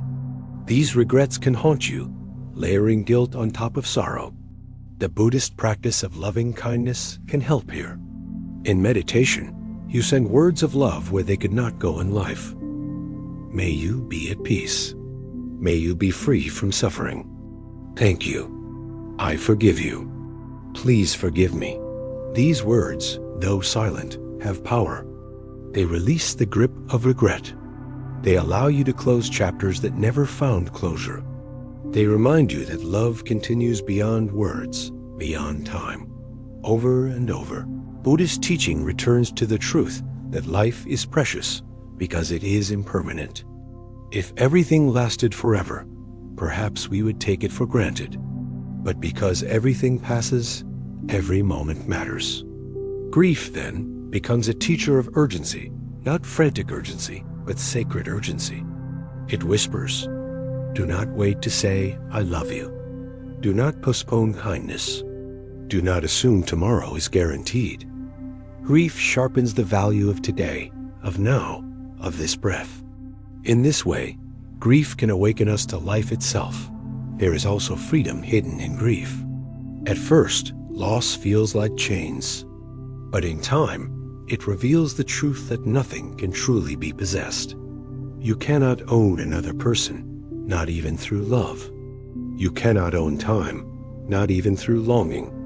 You cannot own life itself. When you understand this, a strange freedom arises. You begin to love without clinging, to live without hoarding, to walk with open hands. Love becomes lighter, freer, more radiant. Grief teaches you not only how to lose, but how to love more wisely. Pause now. Take a breath. Think of someone or something you have lost. Feel the ache, yes, but also feel the gratitude. Remember one gift they gave you, one joy they brought, one way they shaped your heart. Hold both grief and gratitude together, side by side. This is wholeness, not denying pain, not denying love, but honoring both. This is the alchemy of grief. Pain and love together become compassion. And compassion is the seed of wisdom. As we close this part, remember, grief is not a detour from the path. It is the path. It is one of the ways life teaches you to let go, to love more deeply, to live more fully. You will never stop missing what you lost, but you will learn to carry it differently. The sharpness softens. The weight becomes a reminder of love, not just of absence. And in this transformation, you discover strength you did not know you had. You discover that even in loss, there is love. Even in sorrow, there is wisdom. Even in endings, there are beginnings. Yet grief is not the only suffering we carry. Alongside loss lies another burden, the struggle with anger and resentment. Anger burns in the heart, poisoning relationships, hardening compassion, keeping wounds alive. In the next part of our journey, we will turn to anger. We will see its fire, its destruction, but also its hidden potential for transformation. And we will learn how Buddhist practice can cool this fire, turning it into the warmth of clarity and justice. Anger begins as a spark, a word spoken in haste, a betrayal that cuts deep, a disappointment that feels unfair. At first, it is small, but if you feed it with thoughts and stories, it grows into a fire. It burns in the chest, heats the face, tightens the jaw. Anger feels powerful, righteous, alive. It promises protection. If I stay angry, I cannot be hurt again. If I fight back, I will not be weak. But when the fire rages unchecked, it destroys more than it protects. It scorches relationships, poisons the mind, and leaves you standing in the ashes of your own peace. Modern life fans the flames of anger. You watch the news, and outrage grows at injustice and cruelty. You scroll through social media, and resentment builds at the arrogance, the lies, the cruelty of strangers. At work, you feel unseen or exploited. At home, you feel misunderstood or dismissed. Each day, small sparks accumulate until the inner fire feels constant. Some express it loudly in words or actions. Others hide it, bury it, letting it smolder silently until it turns into bitterness. Whether loud or quiet, anger consumes energy. It steals joy, clarity, and connection. Why is anger so powerful? Because beneath anger lies pain. Anger is the armor we put on when we feel hurt, betrayed, powerless. It is easier to feel strong in anger than to feel raw in pain. Anger says, I do not need anyone. I will not be weak, but inside the wound remains. Until we face the wound, the fire of anger will keep reigniting. This is why Buddhist teaching calls anger a poison, not because it is evil, but because it clouds the mind, distorts reality, and deepens suffering. Anger feels like strength, but it is actually a chain. The Buddha taught that holding on to anger is like grasping a hot coal with the intent of throwing it at someone else. You are the one who gets burned. At first, this image seems harsh, but think of your own life. How many nights have you lost to replaying an argument? How many moments of peace have been stolen by rehearsing grudges? The other person may not even know, but you carry the heat. You grip the coal tighter, believing it gives you power, when in truth it only burns your own hand. This does not mean that anger has no purpose. It signals that something is wrong, that a boundary has been crossed, that harm has occurred. Anger is the smoke that shows where the fire of injustice burns. But to live in anger is to choke on the smoke without ever putting out the fire. The wisdom of Buddhism does not ask you to suppress anger, but to transform it. Suppression only buries the fire, where it smolders silently. Transformation turns the fire into light, into energy for clarity, for justice, for compassion. How do you transform anger? First, by seeing it clearly. When anger arises, pause. Notice the heat in your body, the racing of your thoughts, the urge to lash out. Do not judge it. Do not suppress it. Simply name it. Anger is here. This naming creates space. Instead of being consumed, you become aware. Anger is no longer your identity, but an experience passing through you. With awareness, you step back from the fire. You stop adding fuel. You allow the flames to cool. Second, look beneath the anger. Ask yourself, what pain lies under this fire? Perhaps it is hurt from being dismissed. Perhaps it is fear of being abandoned. Perhaps it is sorrow at injustice. When you see the pain beneath, anger softens. Compassion enters. You realize that your anger is not only about the other person. It is about your own wound. And when you treat the wound with compassion, the fire begins to calm. Healing pain is the true way to release anger. Third, practice compassion, not only for yourself, but for others. This is difficult, especially when others have caused harm. But compassion does not excuse harmful actions. It understands the roots. People act out of ignorance, fear, and pain. Just as your anger hides your hurt, their harm hides theirs. To see this does not mean you allow harm to continue. It means you respond with clarity instead of hatred. Hatred clouds judgment. Compassion clears it. From compassion, you can set boundaries, seek justice, speak truth, without being poisoned by rage. There is a story of a monk insulted daily by a villager. The monk never responded. One day, the villager asked, "Why do you not get angry when I insult you?" The monk replied, "If someone offers you a gift and you refuse it, to whom does the gift belong?" The villager answered, "To the one who offered it." The monk smiled. "Then I refuse your insults. They remain with you." This story does not suggest passivity. It suggests freedom. The monk chose not to accept the fire of another's anger. He remained steady, rooted in peace. This is the possibility for all of us, to live in a world of sparks without catching flame. Forgiveness is another key to transforming anger. Forgiveness does not mean pretending harm never happened. It means refusing to let harm define your heart. When you forgive, you are not excusing the other person. You are freeing yourself. You are setting down the hot coal, walking away from the fire. Forgiveness is not a single act, but a repeated practice. Each day, you may have to let go again.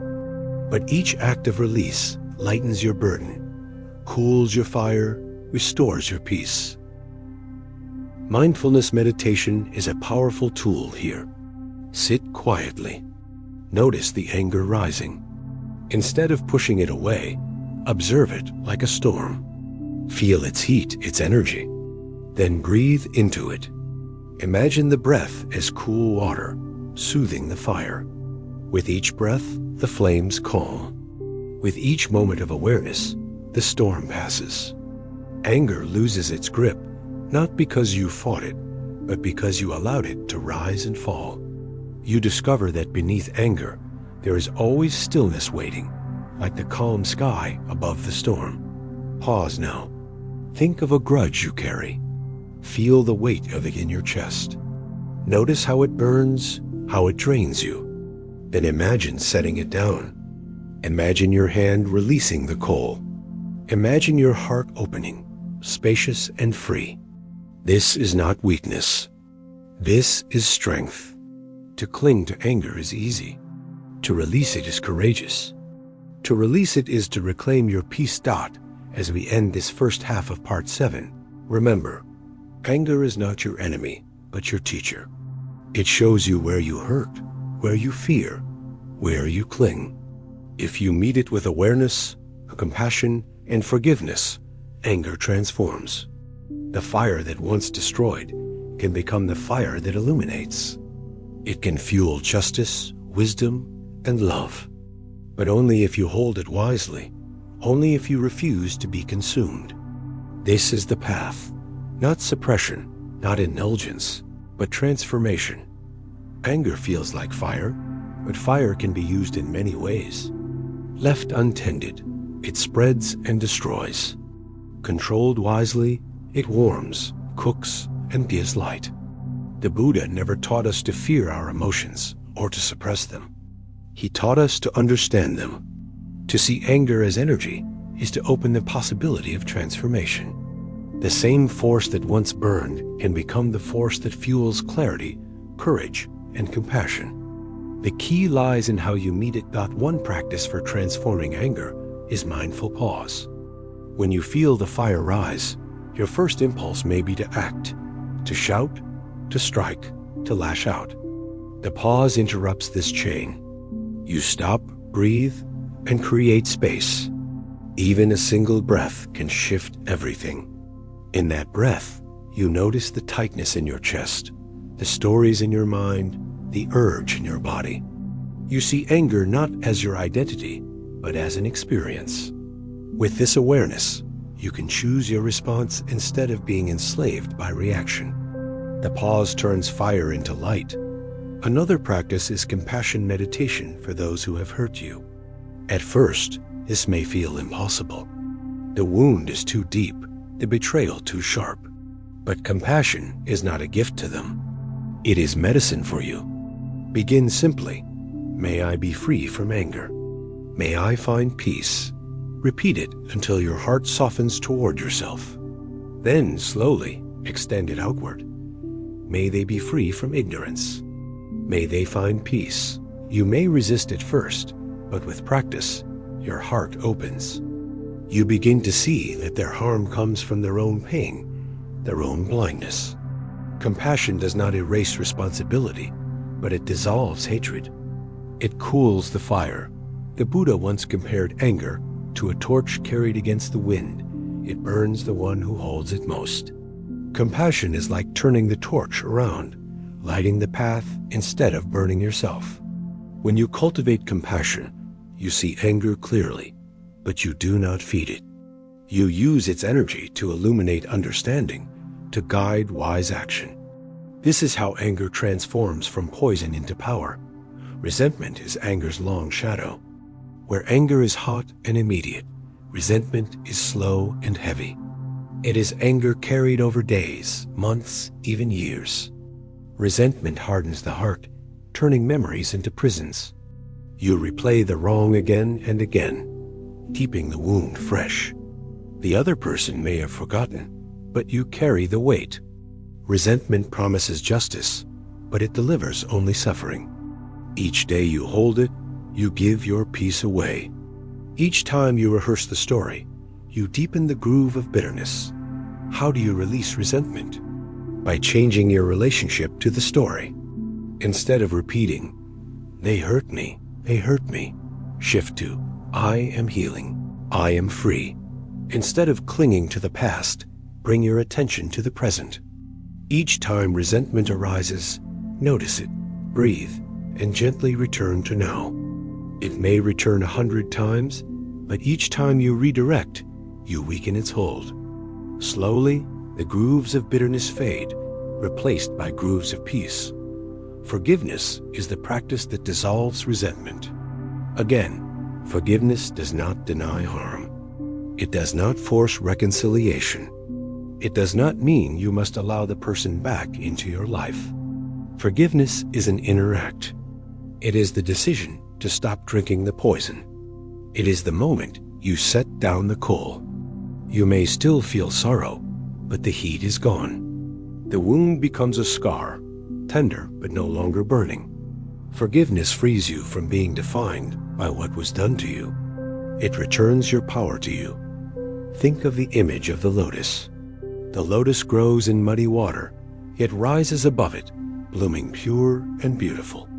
Anger and resentment are mud. They can drown you, but they can also nourish growth if you let them. Each act of patience, each choice of compassion, each step of forgiveness is a root rising through the mud. Slowly, the lotus blooms. Not in spite of the mud, but because of it. Your suffering becomes the soil of your awakening. There is a story of two monks who once carried a woman across a river. Hours later, one monk said, "I cannot believe you carried her. We are forbidden from touching women." The other replied, "I set her down at the riverbank hours ago. Why are you still carrying her?" This story is the essence of resentment. The weight we refuse to release burdens us long after the moment has passed. Forgiveness is the act of setting it down. It is choosing not to carry what no longer serves. Pause now. Think of someone you resent. Feel the weight of it in your chest. Ask yourself, am I willing to set this down even just a little? You may not be ready for full forgiveness, and that is okay. Begin with willingness. Begin with the intention to be free. Even this small shift is powerful. Each moment of willingness creates space. And in that space, healing grows. As we end this part, remember, anger and resentment are not your enemies. They are signals, teachers, energies waiting for transformation. If you meet them with mindfulness, compassion, and forgiveness, they lose their poison. They become fuel for clarity, justice, and peace. The fire that once consumed you becomes the fire that lights your way. This is not easy, but it is possible. And with each step, you reclaim your heart. Yet anger is not the only fire we face. Beyond it lies another struggle. The hunger for meaning, the emptiness of modern life when purpose feels lost. Many succeed, love, endure, but still ask, what is the point? In the next part of our journey, we will turn to this question. We will explore the suffering of meaninglessness and the Buddhist path to a life of purpose rooted in compassion, presence, and awakening. There is a quiet question that haunts many lives. What is the point? You may succeed in work, build relationships, earn comfort, and still feel an emptiness inside. You wake, you work, you rest, you repeat. Days blur into weeks, weeks into years. Outwardly, you may seem fine. Inwardly, you may feel like you are drifting, like life is passing without meaning. This emptiness is not always dramatic. Sometimes it is subtle, a low hum of dissatisfaction, a nagging sense that something is missing. But over time, it grows heavier, turning into despair. You wonder if your life truly matters, if your existence makes any difference at all. Modern culture feeds this emptiness. From a young age, you are told that meaning comes from achievement. Good grades, a prestigious job, financial success. Or from status, the right house, the right body, the right image. Or from consumption, new gadgets, new clothes, new experiences. You chase these promises, hoping the next goal, the next purchase, the next milestone will fill the gap. Sometimes it does, for a moment. But soon the satisfaction fades, and the emptiness returns. This cycle leaves you running endlessly, always reaching, never arriving. Meaning becomes something always out of reach, always out there. The Buddha called this cycle the endless craving. It is the hunger of the mind that believes fulfillment lies in what is not yet attained. But craving cannot be satisfied by more craving. Just as drinking salt water cannot quench thirst, chasing external validation cannot fill the inner emptiness. The more you drink, the thirstier you become. Meaning cannot be found in accumulation. It can only be found in awakening, not in reaching endlessly outward, but in turning inward, seeing clearly, and touching the depth of life as it is. What, then, is meaning? In Buddhist teaching, meaning is not a fixed goal, not a grand achievement, not something waiting at the end of a long road. Meaning is discovered in the present moment, in how you live, in how you relate to yourself and others. It is less about what you accomplish and more about how you awaken. It is not about building a life that looks important, but about living a life that feels true. Meaning is found not in the size of your impact, but in the depth of your presence. Imagine two lives. One person achieves wealth, status, and fame, but lives disconnected, always grasping, never satisfied. Another lives simply, perhaps unnoticed, but with kindness, presence, and compassion. Which life has more meaning? In worldly eyes, perhaps the first. But in the eyes of the heart, in the measure of peace, the second shines brighter. Because meaning is not measured in numbers or accolades, but in the freedom and compassion you cultivate. A single moment of genuine kindness may carry more meaning than a lifetime of restless striving. This does not mean you must abandon goals or achievements. It means you must see them clearly. Goals can guide you, but they cannot define you. Achievements can bring joy, but they cannot fill the inner void. The true source of meaning lies in connection with yourself, with others, with life itself. Connection through compassion, through awareness, through presence. Each moment lived with these qualities becomes meaningful, no matter how ordinary it appears. There is a story of a monk who spent years sweeping the monastery courtyard. Visitors often asked him if he ever felt his work was meaningless. He smiled and said, "Each leaf I sweep with full attention. Each moment is complete." For him, sweeping was not a task to finish, but a practice of presence. The meaning was not in the courtyard's cleanliness, but in the quality of his attention. This is the teaching. Meaning is not something you find in the future. It is something you create in the now. So how do you cultivate this sense of meaning? Begin with awareness. Notice when you are caught in the chase for more. Notice the thought, "If only I had this, then I would feel fulfilled." Notice the restless grasping for validation. Awareness itself loosens the grip. Each time you return to the present, you discover that life is already here, waiting. You do not have to arrive somewhere else. You are already standing in the middle of meaning. The sound of your breath, the warmth of your body, the connection of your heart, these are not small. They are life itself, shining. Next, practice compassion. Meaning grows when life is lived, not just for yourself, but for others. When you help, serve, care, listen, you touch something deeper than ego. Compassion connects you to the vastness of life, reminding you that your existence matters because it can ease suffering, even in small ways. A kind word, a patient silence, a helping hand, these are acts of meaning. They ripple outward in ways you may never see. Compassion frees you from the narrow prison of self and opens you to the richness of shared humanity. Finally, practice acceptance. Much of the suffering around meaning comes from comparing your life to some imagined ideal. You believe you must be more, do more, have more. But when you accept your life as it is, you begin to see its quiet beauty. Acceptance does not mean passivity. It means seeing clearly without judgment. It means recognizing that your life, even in its ordinariness, carries value. The smile you share, the meals you cook, the moments you sit in stillness, these matter. Acceptance transforms the mundane into the sacred. It reveals meaning where you thought there was none. Pause here and breathe. Ask yourself, what gives my life meaning right now? Do not search for grand answers. Look for the simple ones. Perhaps it is the sound of laughter, the touch of sunlight, the act of breathing in and out. Perhaps it is a relationship, a practice, a moment of kindness. Let this be enough. Meaning is not far away. It is here, in this moment, waiting to be noticed.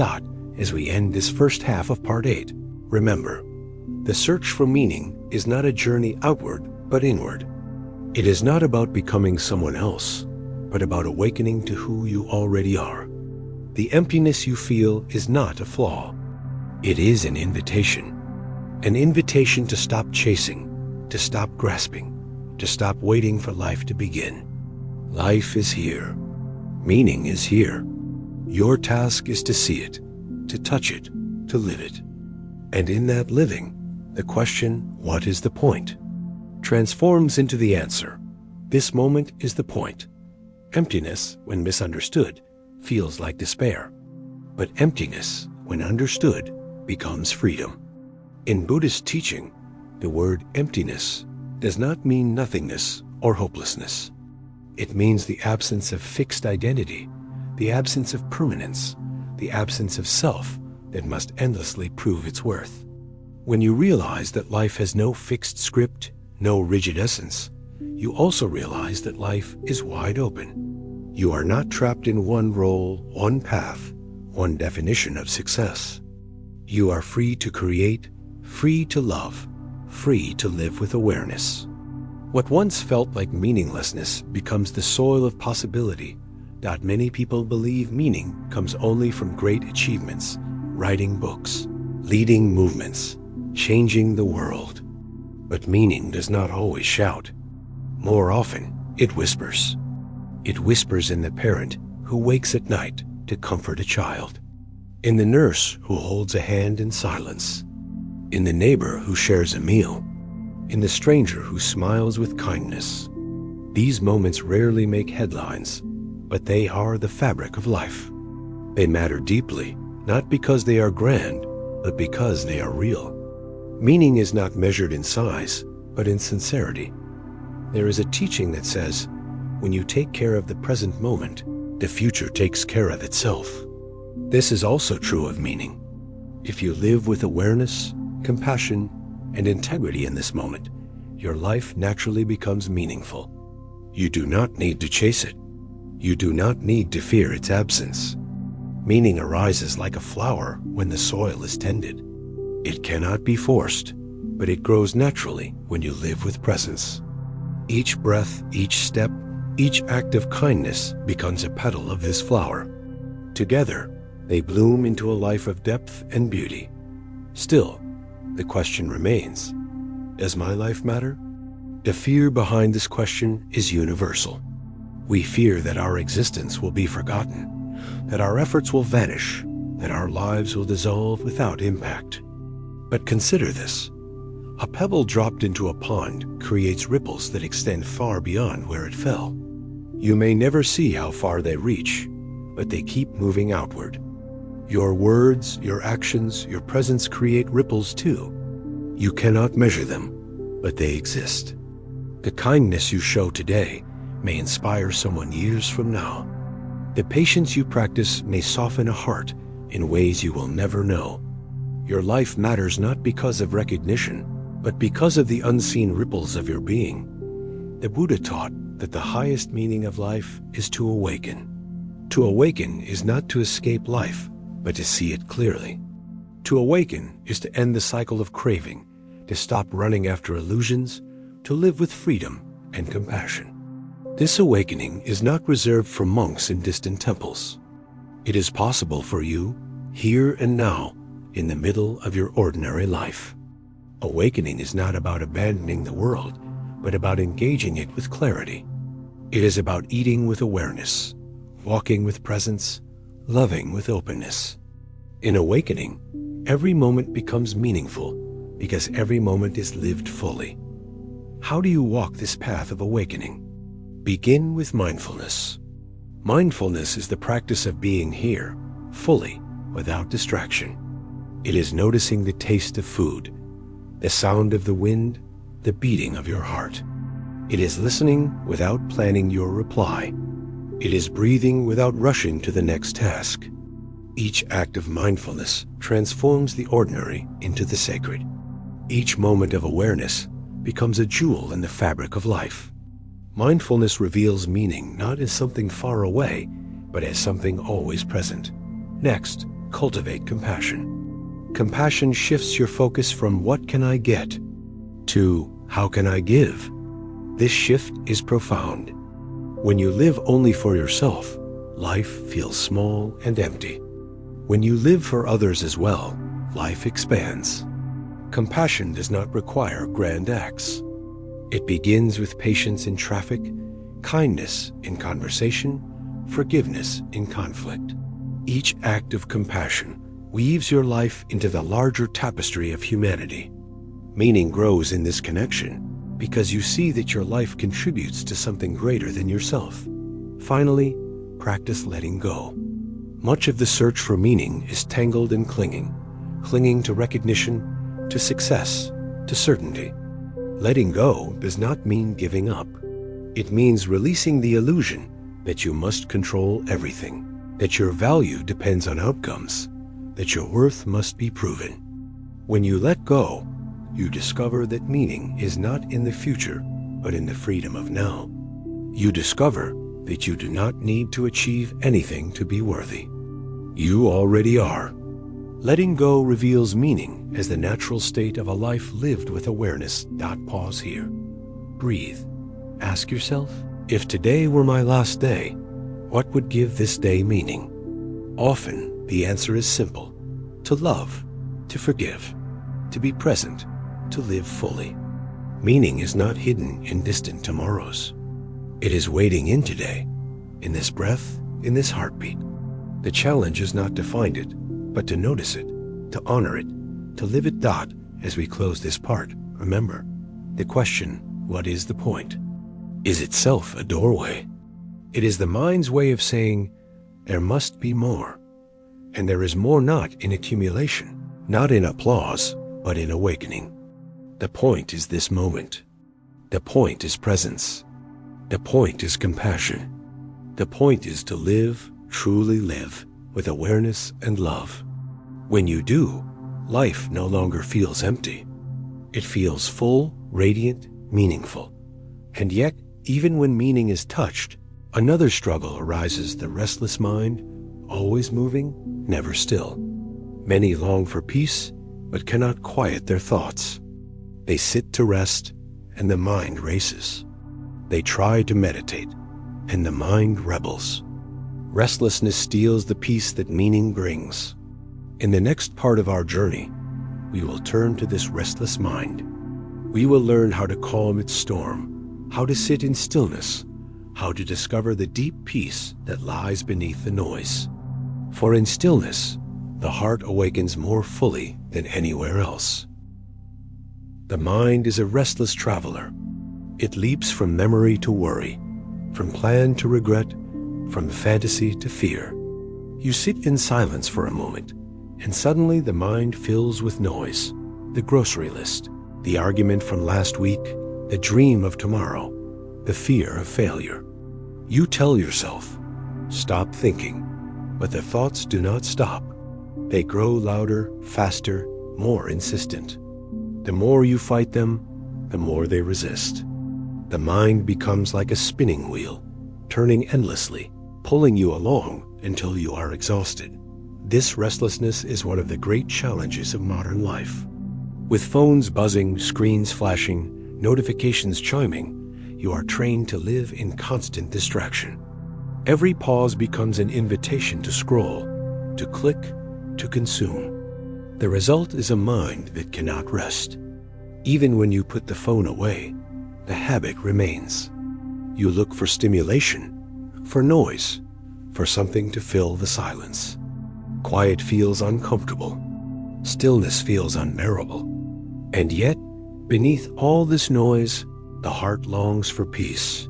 The Buddha described the restless mind as a monkey, always jumping from branch to branch. This image is ancient, but it feels more true than ever. The monkey mind leaps not only through thoughts, but through entire worlds. It replays conversations, imagines futures, invents scenarios that never happened. It resists the present moment, always seeking elsewhere. The monkey mind is restless because it is driven by craving and fear. It clings to pleasure, runs from pain, and cannot sit still long enough to see clearly. But here is the good news. The restless mind can be trained. Just as a wild horse can be tamed with patience and care, the mind can be calmed with practice. The practice is not to suppress thoughts, but to relate to them differently.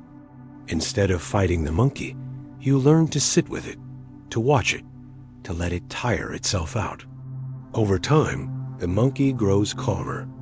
It still moves, but it no longer controls you. You remain steady, grounded, free. How do you begin this training? Start with the breath. The breath is always here, always steady, always present. When the mind races, bring attention to the inhale and the exhale. Feel the air entering the nose, filling the lungs, leaving the body. Each breath is an anchor. Each time the mind wanders, gently return to the breath. Do not scold yourself. Do not judge, simply return. This practice is simple, but powerful. Each return strengthens the muscle of awareness. Each return calms the restless mind out at first. The mind will wander 100 times in a minute. This is normal. The practice is not to stop wandering, but to notice and return. Over time, the wandering lessens. The spaces of stillness grow longer. You begin to taste peace, not dramatic, not forced, but quiet, natural. This peace is not the absence of thought, but the presence of awareness. Thoughts may still arise, but they no longer drag you away. You watch them come and go like clouds passing through the sky. The sky remains vast, open, undisturbed. Another practice is mindfulness of the body. Restlessness often lives not only in thoughts, but in sensations. Tension in the shoulders, tightness in the chest, fidgeting in the hands. These are signs of the restless mind. By bringing attention to the body, you ground yourself in the present. You notice the sensations without judgment. You breathe into them, soften them, release them. The body becomes a doorway to stillness. When the body rests, the mind follows. Stillness does not mean emptiness. Many fear silence because they believe it will be boring, lifeless. But true stillness is full of presence, full of depth, full of life.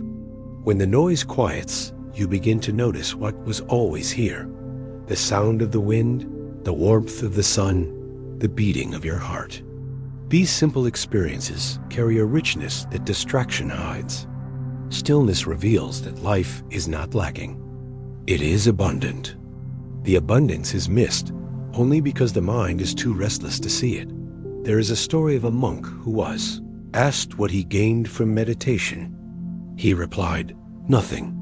But let me tell you what I lost: anger, anxiety, fear, restlessness. This is the gift of stillness. It does not add more to life. It removes what clouds life. It clears the fog so that you can see the mountain already standing before you. It calms the waters so that you can see your own reflection clearly. Stillness is not something you create. It is something you uncover, something always waiting beneath the noise. Restlessness often disguises itself as productivity. You tell yourself you must keep moving, keep working, keep achieving. But often this is not true productivity. It is avoidance. You stay busy to avoid silence, because silence reveals the fears and pains you carry. But silence is not your enemy. It is your teacher. In silence, you see your wounds, yes, but you also see your strength. In silence, you see your fears, but also your freedom. Restlessness hides these truths. Stillness reveals them. Pause now. Close your eyes. Breathe slowly. Notice the thoughts that arise. Instead of chasing them, imagine placing each one on a leaf and watching it float down a river. One thought passes, then another, then another. You do not need to grab them. You simply watch. The river keeps flowing, the leaves keep moving, and you remain on the bank, steady, and calm. This is the practice of stillness. It is not about controlling the river. It is about stepping out of it. Restlessness loses its grip when you realize you are not the thoughts, you are the awareness. Watching them dot as we end this first half of part 9. Remember, the restless mind is not a flaw. It is a habit. And like all habits, it can be changed. With breath, with mindfulness, with compassion, you can train the monkey to rest. You can discover the stillness that was always here, waiting beneath the noise. This stillness is not only peace, it is freedom. For when the mind rests, the heart awakens. And in that awakening, you touch the deepest meaning of life itself. The restless mind often resists stillness because it fears what it might find. When silence arrives, old wounds surface, regrets echo, loneliness becomes visible. Restlessness covers these with noise and distraction. But covering is not healing. Only when you face what arises can you truly rest. The practice of stillness is not about escaping discomfort, but embracing it. By sitting with your pain, you discover it is bearable. By breathing with your fear, you discover it softens. By holding your loneliness with compassion, you discover you are not alone. Stillness does not hide the truth. It reveals it. And in that revelation lies freedom. Many believe meditation is about clearing the mind, but this is a misunderstanding. The mind cannot be forced into emptiness. Thoughts will come. The practice is not to stop them, but to see them clearly, to recognize their impermanence. Each thought rises, stays for a moment, and passes. If you cling, it stays longer. If you resist, it grows stronger. If you simply watch, it dissolves on its own. Over time, you learn that you are not the thoughts, you are the awareness behind them. Awareness is spacious, vast, unshaken. Thoughts are like clouds. Awareness is like the sky. Clouds come and go. The sky remains. One practice to calm restlessness is walking meditation. Instead of sitting still, you walk slowly, step by step, with full attention. Feel your feet touch the ground. Notice the lifting, the moving, the placing of each step. With each step, say silently, I have arrived. I am home. Restlessness thrives on rushing, on chasing. Walking meditation teaches you to arrive in each step, to rest in the act of moving. It is a paradox. In walking, you discover stillness.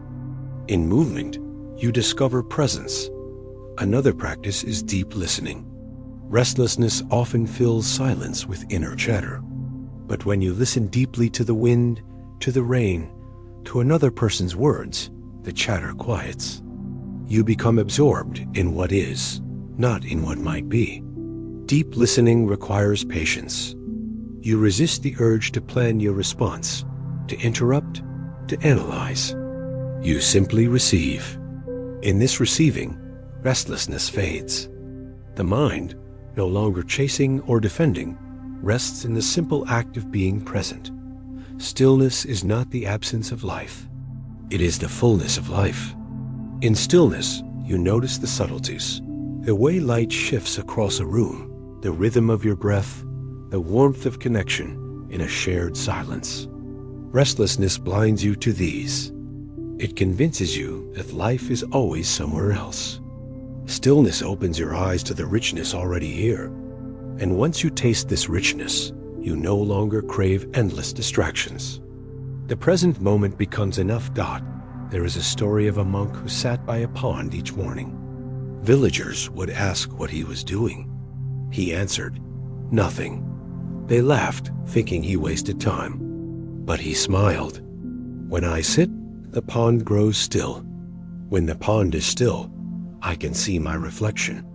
When my mind is still, I can see my true self. This is the gift of stillness, reflection, clarity, truth. The restless mind stirs the waters, making everything blurry. The still mind reflects reality as it is. And in that reflection, wisdom arises, but restlessness will return again and again. This is natural.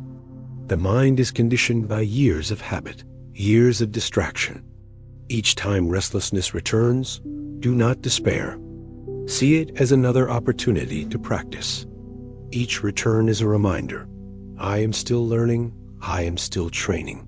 With patience, you grow stronger. With persistence, you grow freer. The monkey mind may never disappear, but it can become a gentle companion instead of a wild master. And that is enough. That is peace. Pause now. Take a breath.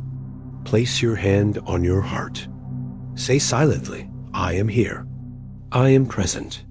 I am enough. Feel the truth of these words. Feel the calm they bring.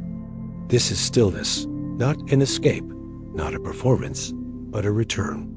A return to yourself, to presence, to peace. The more you practice, the more natural it becomes. Stillness is not far away. It is always waiting beneath the noise dot as we close this part. Remember, the restless mind is not the enemy of peace. It is the doorway to peace. By meeting it with patience, awareness, and compassion, you transform it. Each breath becomes an anchor. Each step becomes arrival. Each moment becomes a resting place. Stillness is not something you achieve. It is something you uncover. And once uncovered, it reveals that peace was never missing. It was always here, waiting for you to notice. Yet even stillness is not the final step. Beyond calming the restless mind lies the question of awakening itself. How to live a life rooted not just in peace, but in wisdom and compassion.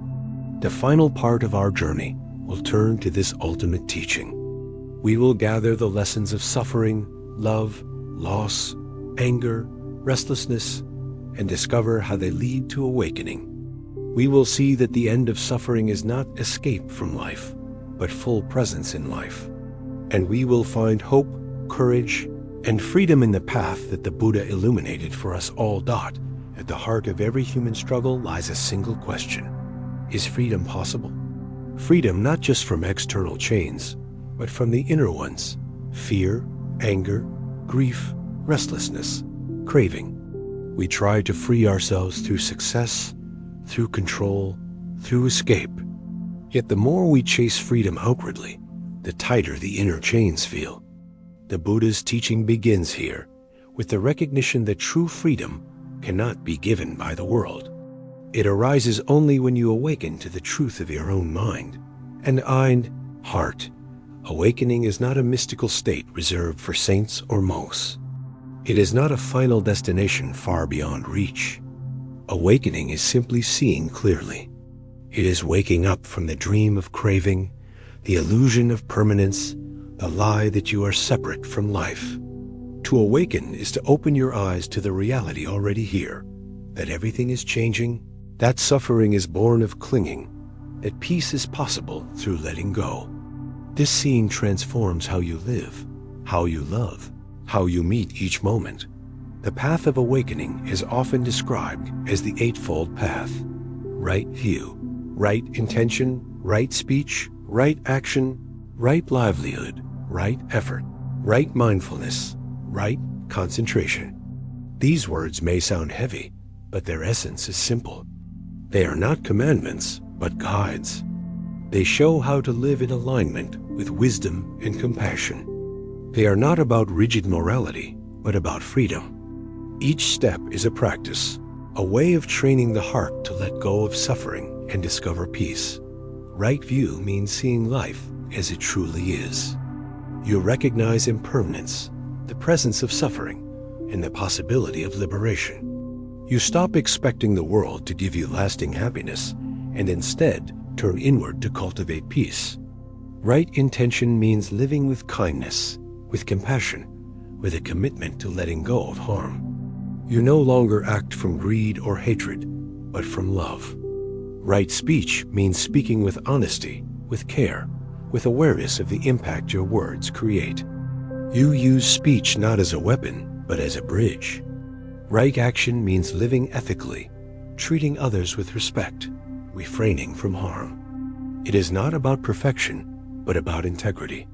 Right livelihood means choosing work that does not exploit or harm, work that aligns with your values. Right effort means directing your energy wisely, not in endless striving, but in cultivating what is wholesome and letting go of what is harmful. Right mindfulness means living awake in the present moment, not lost in past or future. Right concentration means training the mind to rest in stillness, to focus deeply, to discover the peace beneath distraction. Together, these steps form a path not rigid, not linear, but alive, adaptable, human. Awakening also means recognizing that suffering is not an enemy, but a teacher. Each struggle we have explored: stress, money, relationships, anxiety, grief, anger, restlessness points to deeper truths. Stress teaches the cost of clinging to control. Money worries reveal the illusion of security in possessions. Relationship struggles show the pain of expectation and the need for compassion. Anxiety exposes the fear of impermanence. Grief reveals the depth of love and the truth of loss. Anger uncovers hidden wounds. Restlessness reveals the craving for escape. Each struggle, when met with awareness, becomes a doorway to awakening. Instead of being obstacles, they become the very path itself. There is a story of a man who searched for enlightenment as though it were a treasure buried far away. He traveled, studied, meditated, always chasing. Finally, exhausted, he stopped. In that stillness, he realized what he had been seeking was already within him. Awakening is not found in distance, but in presence. It is not something added to life, but something uncovered in life. Like polishing a mirror, practice does not create reflection. It removes the dust so that the reflection already there can shine. Awakening is not escape from the world. It is not withdrawing into silence forever. It is engaging the world with clarity. When you awaken, you still live, still love, still work, still face loss. But you meet them differently. You meet stress with calm, money with simplicity, relationships with compassion, anxiety with patience, grief with acceptance, anger with understanding, restlessness with stillness. The circumstances of life remain, but your relationship to them changes. You are no longer a prisoner of craving and fear. You are free to live with peace. This freedom is not distant. It can be tasted in small moments. When you breathe with awareness instead of distraction, that is awakening. When you forgive instead of holding resentment, that is awakening. When you sit in stillness and feel peace arise, that is awakening. Awakening is not a final prize, but a daily practice, a daily return to presence. Each moment of awareness is a step into freedom. Each act of compassion is a step into awakening. The path is not about arrival, but about walking. Pause now. Breathe deeply. Ask yourself, what chains am I ready to set down? Perhaps it is the chain of stress, of endless striving. Perhaps it is the chain of anger, of grudges carried too long. Perhaps it is the chain of fear, of resisting impermanence. Whatever it is, imagine releasing it, even for a moment. Feel the lightness, the freedom. This is Awakening Symbol, profound, available now. As we end this first half of part 10, remember, awakening is not somewhere else. It is here, in this breath, in this step, in this moment. You do not have to wait. You do not have to be perfect. You do not have to escape life. You only have to see clearly, love deeply, live awake. This is the freedom the Buddha pointed to: not escape, not denial, but presence. And in that presence, life itself becomes the path, the teacher, the awakening. Awakening is not a sudden escape from life. It is a gradual unfolding, like dawn spreading across the horizon. At first, only a faint light touches the darkness. Slowly, steadily, the whole sky brightens. You begin to see more clearly, to live more freely, to love more deeply. This unfolding is not dramatic, but it is real. One day you notice that anger no longer controls you as it once did. Another day you realize that grief, while still tender, no longer crushes you. You find moments of calm, even in the storm. These small awakenings accumulate until you see that freedom is not a destination, but a way of living. The Buddha often spoke of awakening as crossing a river. On one shore lies suffering, on the other lies freedom. The eightfold path is like a raft that carries you across. Once you reach the far shore, you no longer need to cling to the raft. But along the way, the raft sustains you. In the same way, mindfulness, compassion, right action, right speech, right effort, they are the raft that helps you cross. They are not burdens, but supports. You carry them, and they carry you. One of the greatest misunderstandings is believing that awakening means detachment from love. In truth, awakening deepens love. Before awakening, love is often tangled with fear of loss, fear of rejection, fear of impermanence. After awakening, love is free. You love without clinging, without demanding, without trying to possess. You love as the sun shines, freely, naturally, without condition. This love does not diminish with impermanence. It grows richer because of it. You know every moment is precious, so you love fully while it lasts. Awakening does not end love. It makes love limitless. Awakening also transforms your relationship with suffering. You no longer see it as punishment or as proof of failure. You see it as part of the human experience, as a teacher. Stress teaches you to release control. Anxiety teaches you to breathe. Anger teaches you to look beneath the wound. Grief teaches you to love without clinging. Restlessness teaches you to rest in stillness. Each suffering contains a seed of wisdom. Awakening is learning to plant those seeds, to let them grow into compassion and peace. There is a story of a farmer who found a wounded bird. At first, he saw it as a burden. It could not fly, and it demanded care. But as he nursed it, he discovered patience. As he watched it heal, he discovered joy in small progress. When it flew again, he discovered gratitude. The wound that seemed a burden became a teacher. In the same way, your wounds can teach you if you hold them with awareness and compassion. Awakening does not erase wounds. It transforms them into wisdom. In awakening, you also see your place in the vast web of life. You are not separate, not isolated. You are part of a greater whole. Your breath connects with the trees, your body with the earth, your heart with the hearts of others. Awakening dissolves the illusion of separateness. It reveals interconnection. This realization brings both humility and strength. Humility, because you see you are not the center of the universe. Strength, because you see you are supported by all of life. Awakening is not a solitary triumph, but a shared belonging. And what of death? For many, the fear of death is the deepest chain. Awakening does not deny death. It accepts it.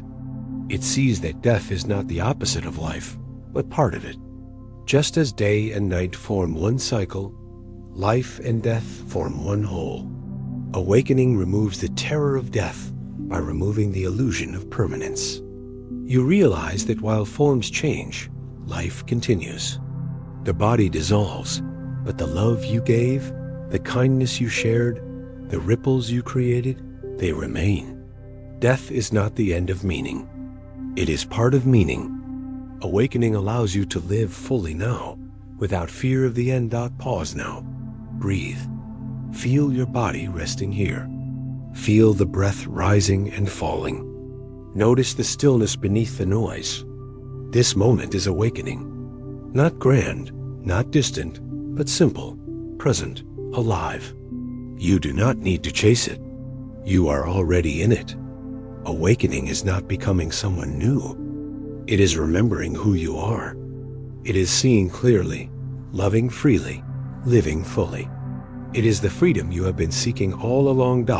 As we close this final part, remember, the path is not about perfection. You will still feel stress, still grieve, still grow restless, still stumble. But you will meet these with awareness, with compassion, with freedom. Each stumble becomes part of the path. Each moment becomes practice. Awakening is not about never falling. It is about seeing clearly each time you rise. The path continues, always alive, always unfolding. And you are already walking it. This is the promise of awakening, that freedom is possible, that peace is possible, that love is possible. Not in some distant future, but here, now, in this breath, in this moment. You do not need to wait. You do not need to run. You only need to awaken to the truth, to compassion, to presence. And in awakening, you discover that life itself is enough, that you are enough, that freedom has been here all along, waiting for you to see.